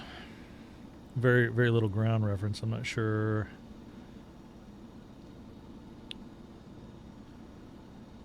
I'm going to have to look for bodies of water, probably.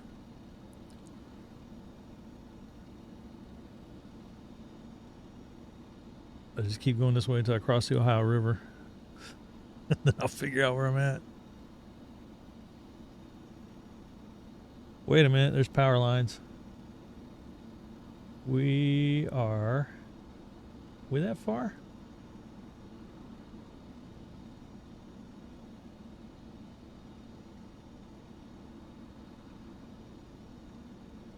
Crossing over power lines. All right, I think we're by Marengo.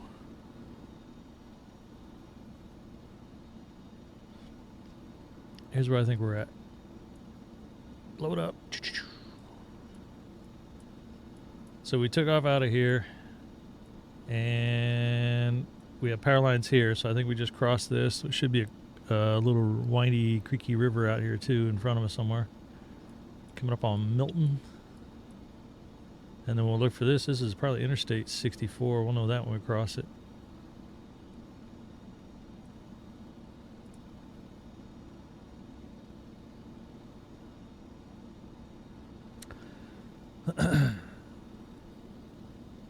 So, Fluffy Little Kittens, you play 5M? Or used to?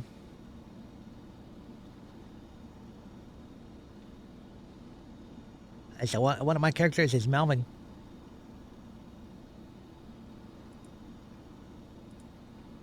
This is Melvin. How's it going?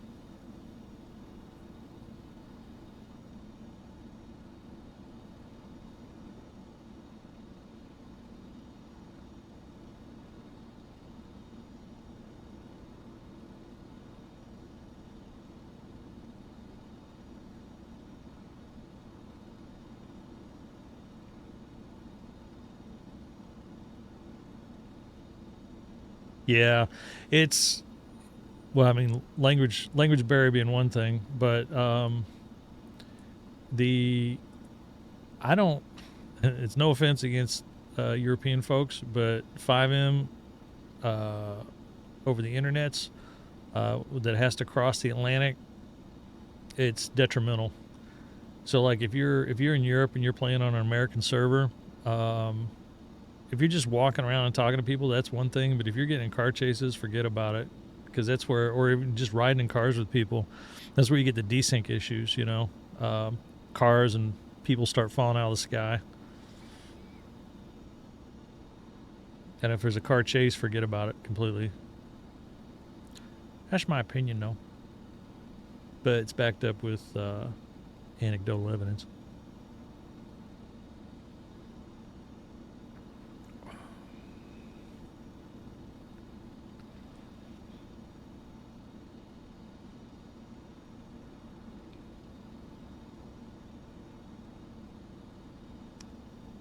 It's crazy, the state of technology, though.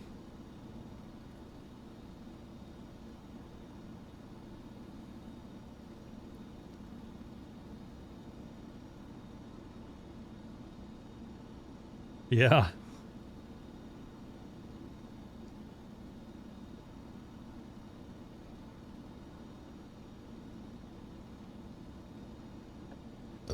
Oh, excuse me.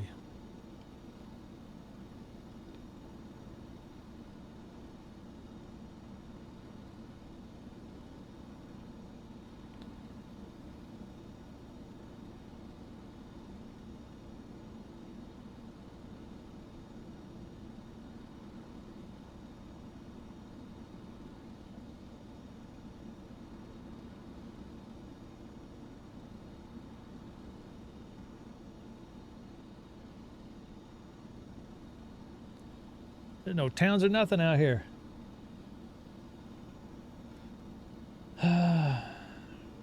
Wait a minute. Is that Interstate 64? Yes, it is. Which means... Is that the Ohio? I might be further west than I thought. If I'm seeing that already. Let's see. Maybe my dead reckoning was bad. I think it was.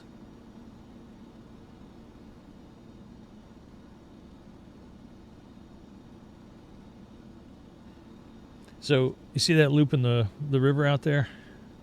This loop. Okay, here's where we're at. I did overcorrect a little bit.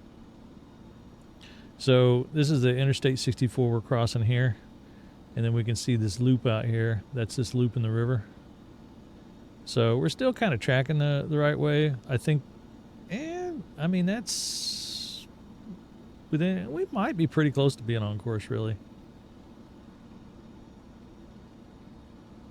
Not too far off.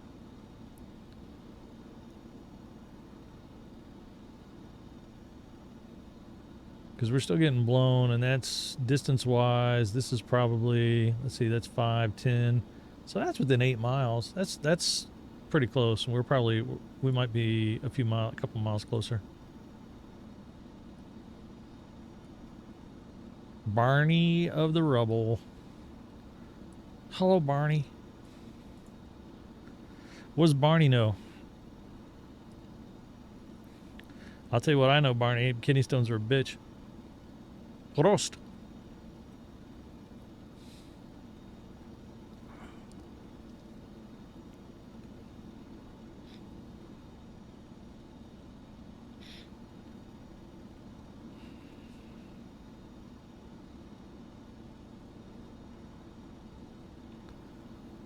So we're getting real close. We cross the river down here, and that's we follow the river down to the corner, and we'll be within 6 miles, 5 or 6 miles of the airport we're going to. So we're doing all right.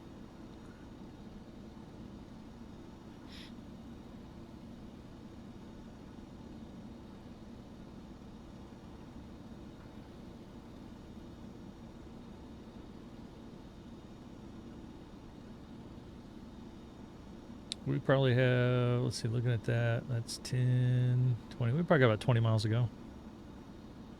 Maybe 25. Halfway there. That there's Interstate 64. You can take it that way and it takes you to Louisville. You take it that way and it takes you to Evansville. And all the way over to St. Louis.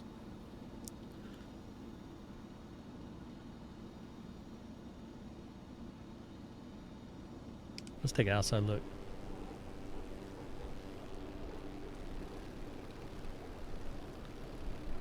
And then we'll look around.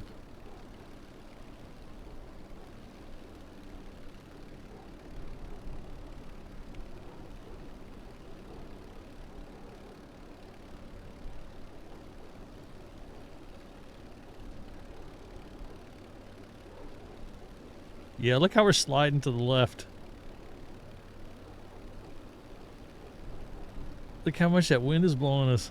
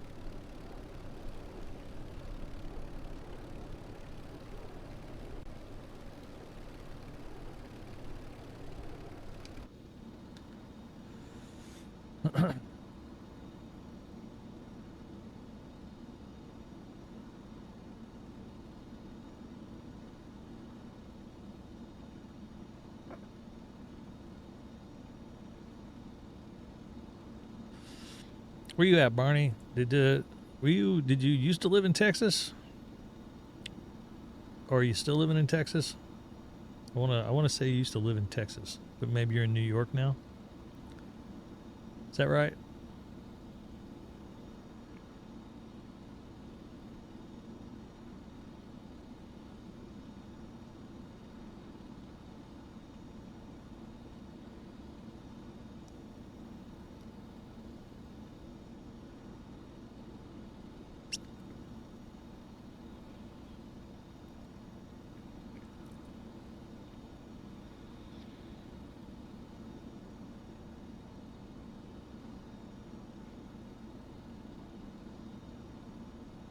So we might have to go down there to that corner.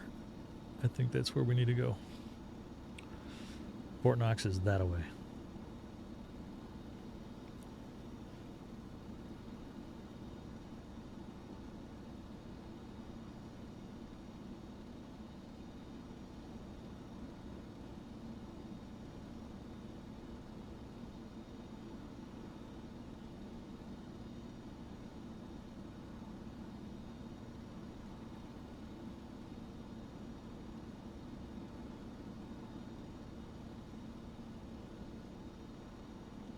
I like this Coldplay song.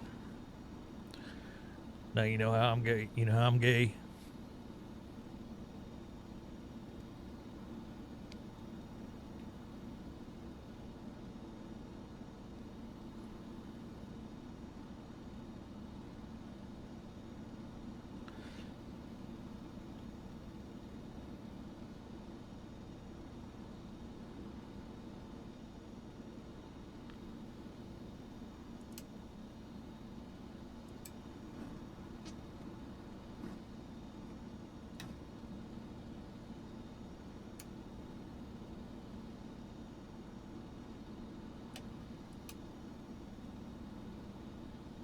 Thing just stops wherever.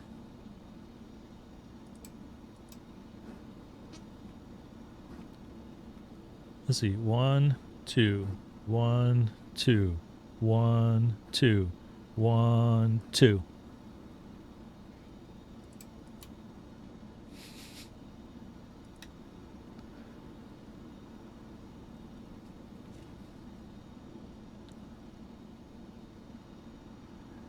We're going to get a new airplane.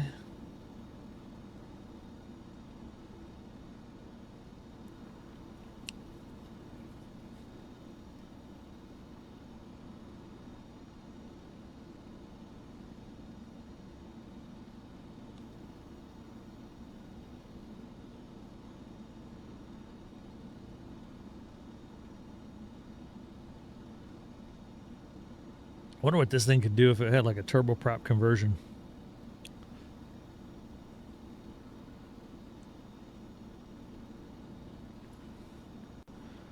You guys ever seen a DC-3 with the turboprop conversions on them? They're fucking fast. I think I see the airport.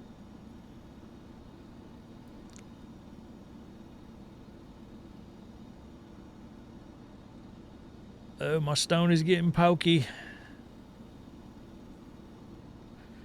Got a little pokey. It's pokey in my gut.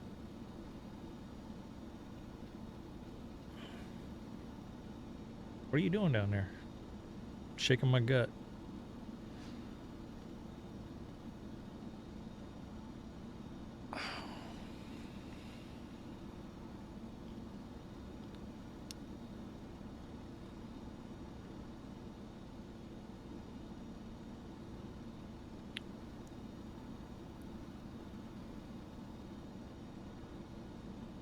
$7:40 a.m. in the Midwest. Yesterday we had a lot of tornadoes. Today might be more of the same. Let's see how it's measuring up out there. Ooh, what do we got here? Got a convective segment around a Farmington area. 50 miles northwest of Little Rock, 70 miles east of Springfield, Missouri. 50 miles west of Farmington. Area embedded thunderstorms moving from 21035, top slot 450. Oh my goodness, they're getting bigger. No tornadoes though. Let's see, we got any tornadoes out here? What's this? No. What about up here?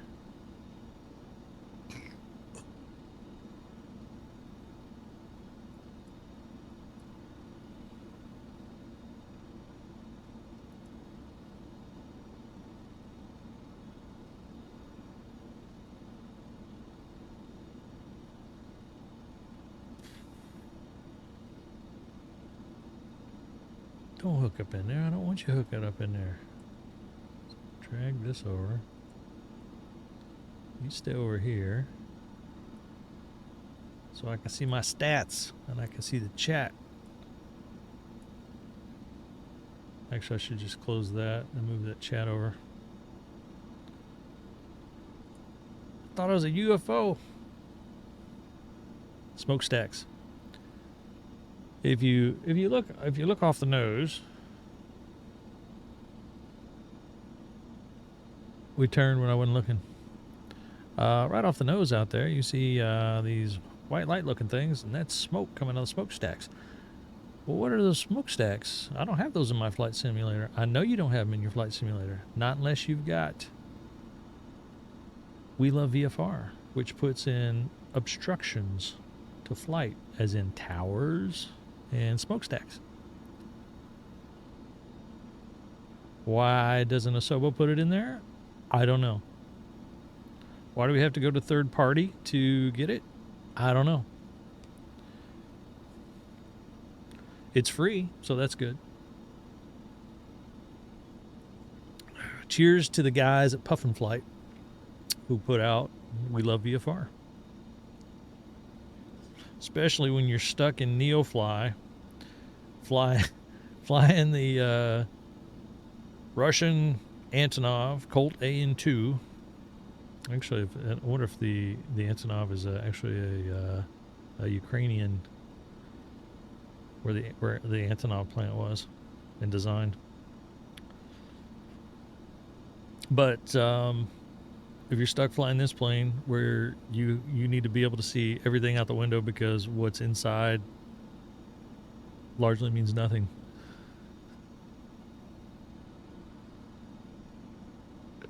Those little towers and obstructions help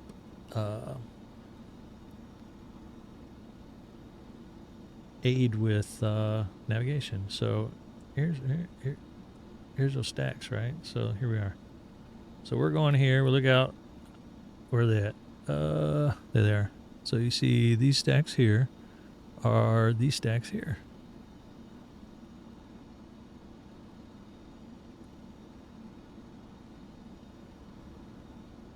And then we can see the little runway lights out there in front of us. Runway end identifier lights, or REILs, R-E-I-L, runway end identifier lights. Not to be confused with rails, R-A-I-L, runway alignment indicator lights, which are the rabbits.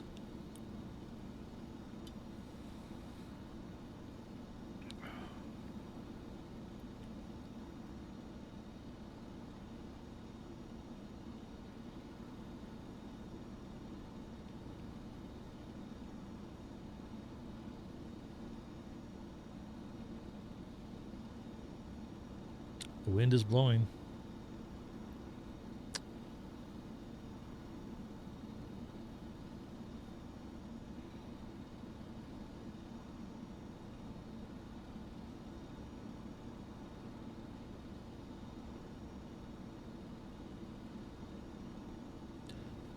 Anybody want to hear a dangerous air traffic control story? Tale?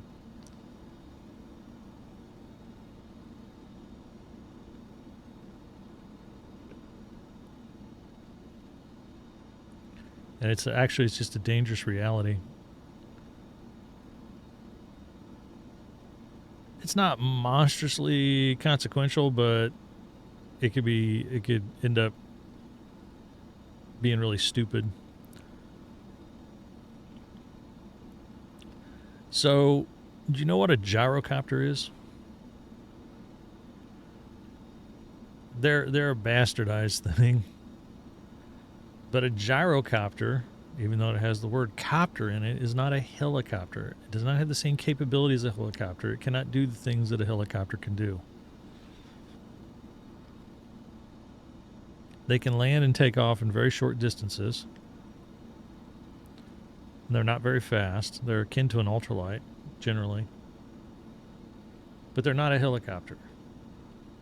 Helicopters can hover. Ultralights can't unless they get a good headwind. The only difference between an ultralight, a helicopter, and an airplane is a gyrocopter, helicopter, ultralight, and airplane. Okay, because this is kind of ultralight. Anyway, a gyrocopter has a rotor blade on top that spins, and that's what creates a lift. But it's not powered. It's only being forced by the wind as the thing moves forward, windmilling through there because it's set at an angle. And it works like a wing. So you stick right, stick left, it banks just like an airplane does. But it's just windmilling. A helicopter is powered, so it's got a powered rotor, so they can hover.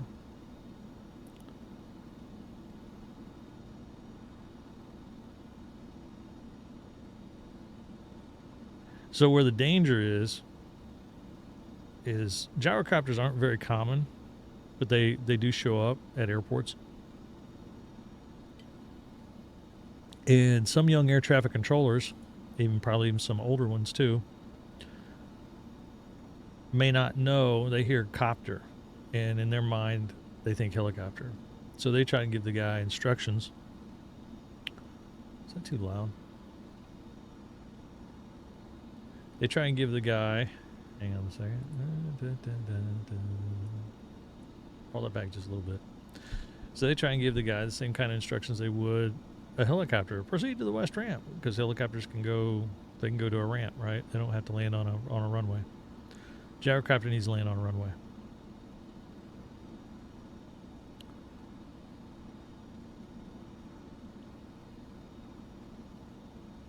So that's not to say a gyrocopter couldn't land on a taxiway ramp or taxiway or a ramp, because they can do it in short distances, but it's not a good thing, and they shouldn't be doing it because they got to move forward for lift. Man, that wind's blowing.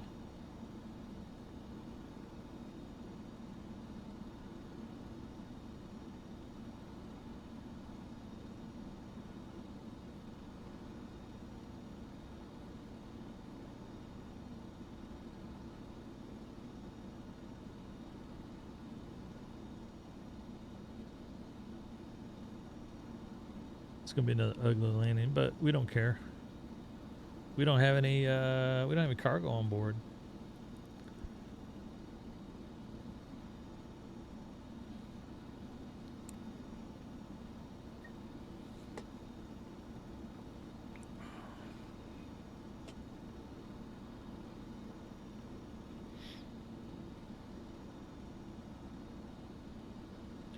This wind's blowing so hard it's gonna blow us into a left base for this runway.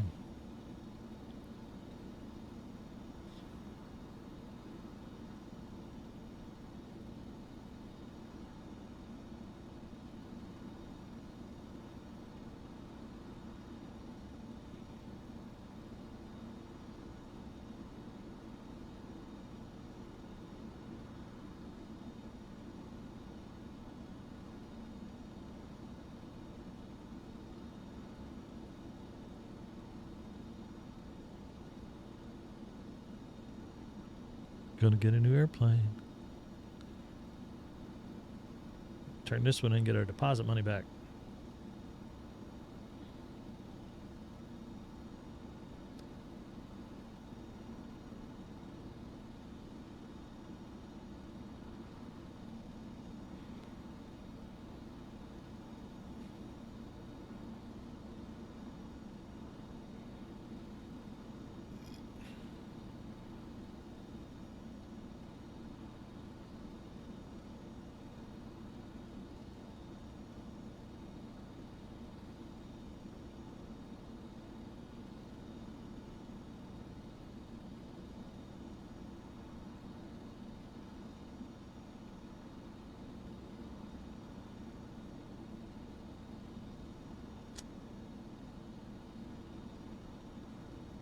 Not for all the gold in your Fort Knox.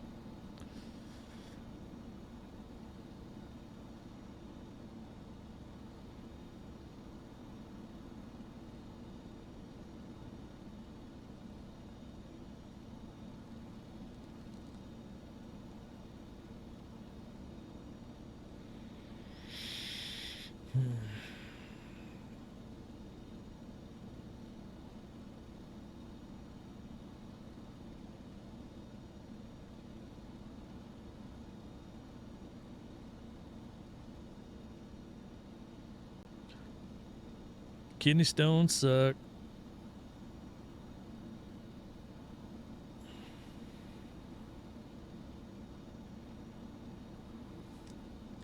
Trim it up. Slow it up. Pull the power. White on white, fly all night.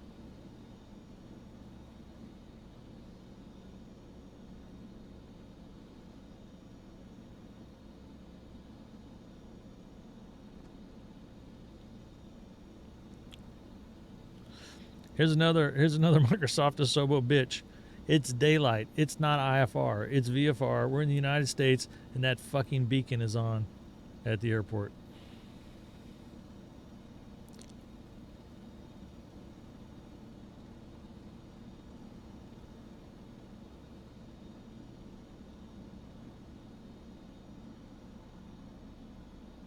But I mean, we got them Top Gun 2 spaceships flying around, and those ornithopters too. So you know, we're Harry Potter and the and the flying broom cleared the land.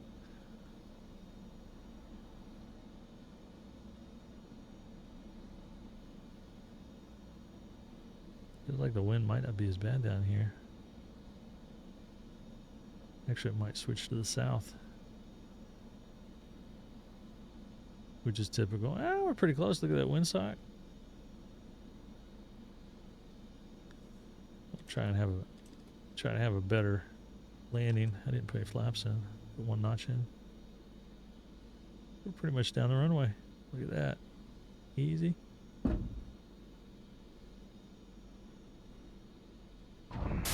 Nice landing, pilot. Hells yeah. Contact ground for your parking assignment, then shut down your engine. What was the rate there? 80 feet per minute. Like butter. Sim Caesar would say, Like a big stick of butter. we're gonna get a new plane.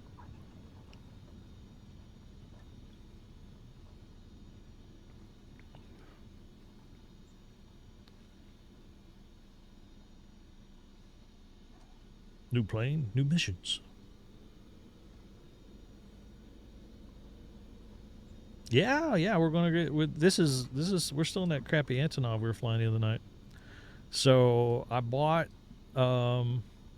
went ahead and purchased the Airplane Heavens Lockheed Electra. I've never flown it. So it's gonna be we're gonna put all the chips in play. And load it up and make a flight in it. Could be a horrible thing. You can start your engine now. Yeah, I was flying to the new one. So let me go ahead and exit out of this one. Actually, I got to figure out. Let me look at my planes here at my hangar. Which one is it? Airplane Heaven. It's the Naples Airlines. All right, so we'll load that plane up.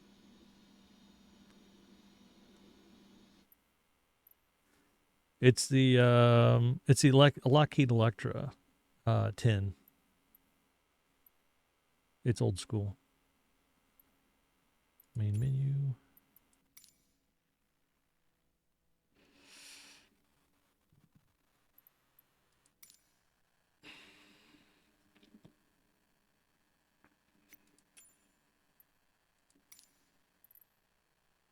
Why don't we have a favorites, right? Why don't we have favorites?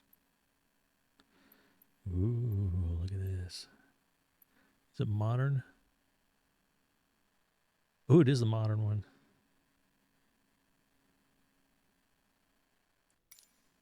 And then we'll go to liveries.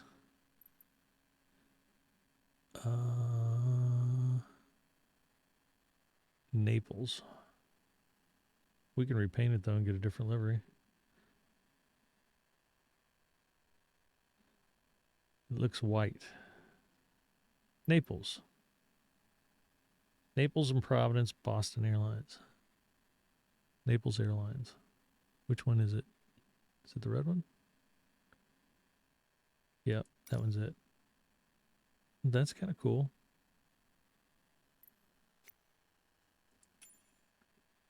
All right. We're at Fortnite. See, why doesn't it put me where I'm already at?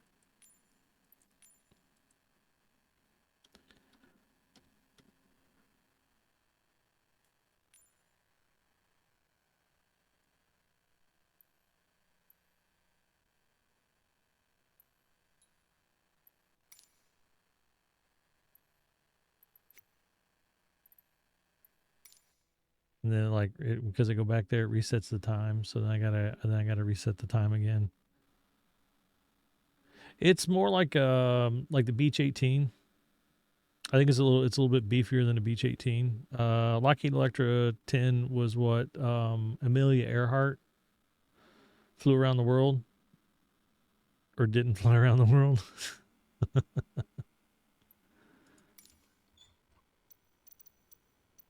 She tried to fly around the world.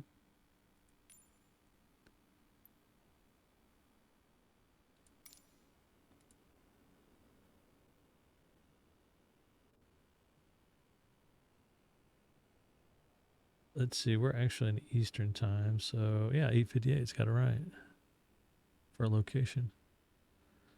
So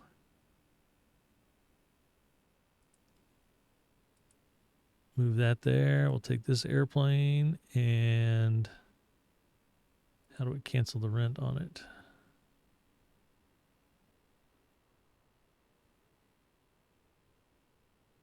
Return your rented aircraft. Yes. Get our $67,000 deposit back. Woot. Oh my, look. It's got that glass cockpit in there.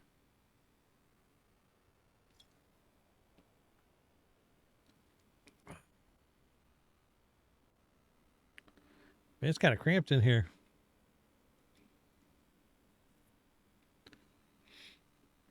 That wheel's got to go.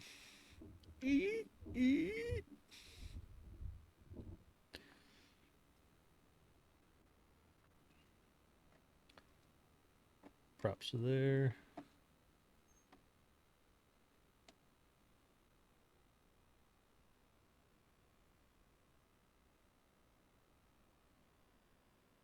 Well, we got some VOR, or we got some. Let's get the HSI in the middle. This thing might be able to fly in ILS, derpy style. What we got down here? Fuel shutoff valves.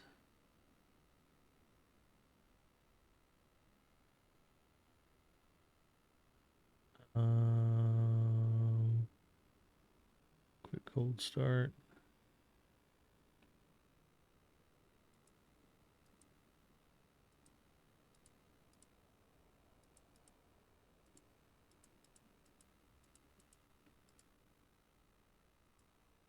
How'd I get rid of that fucking wheel?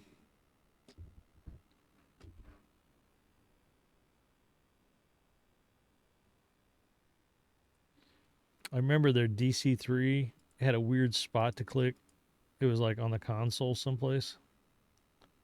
Panel lights. That's underneath. To get rid of the wheel.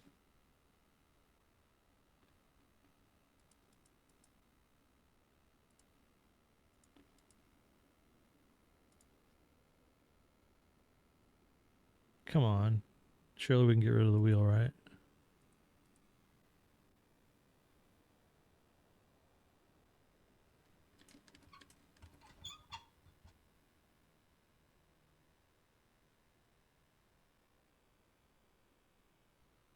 Yeah, I think they moved it on on.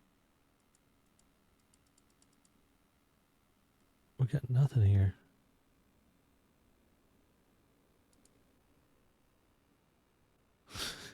if they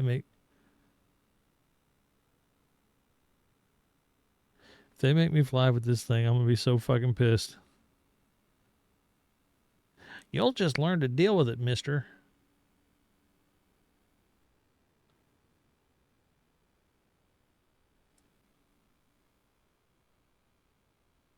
Because you can't see. Well, I mean, I guess you can over the top.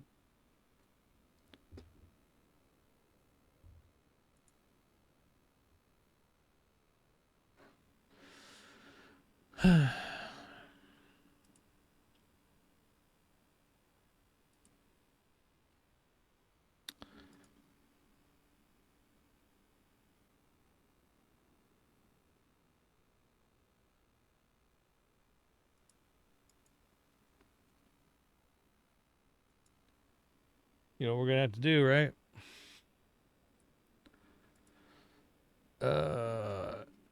Aeroplane heaven.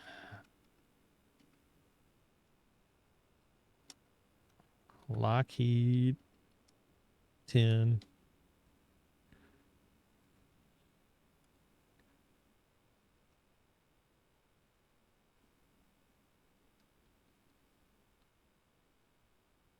Oop, Electra 10.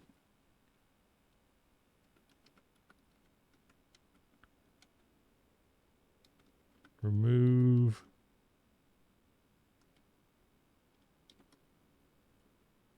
Yep.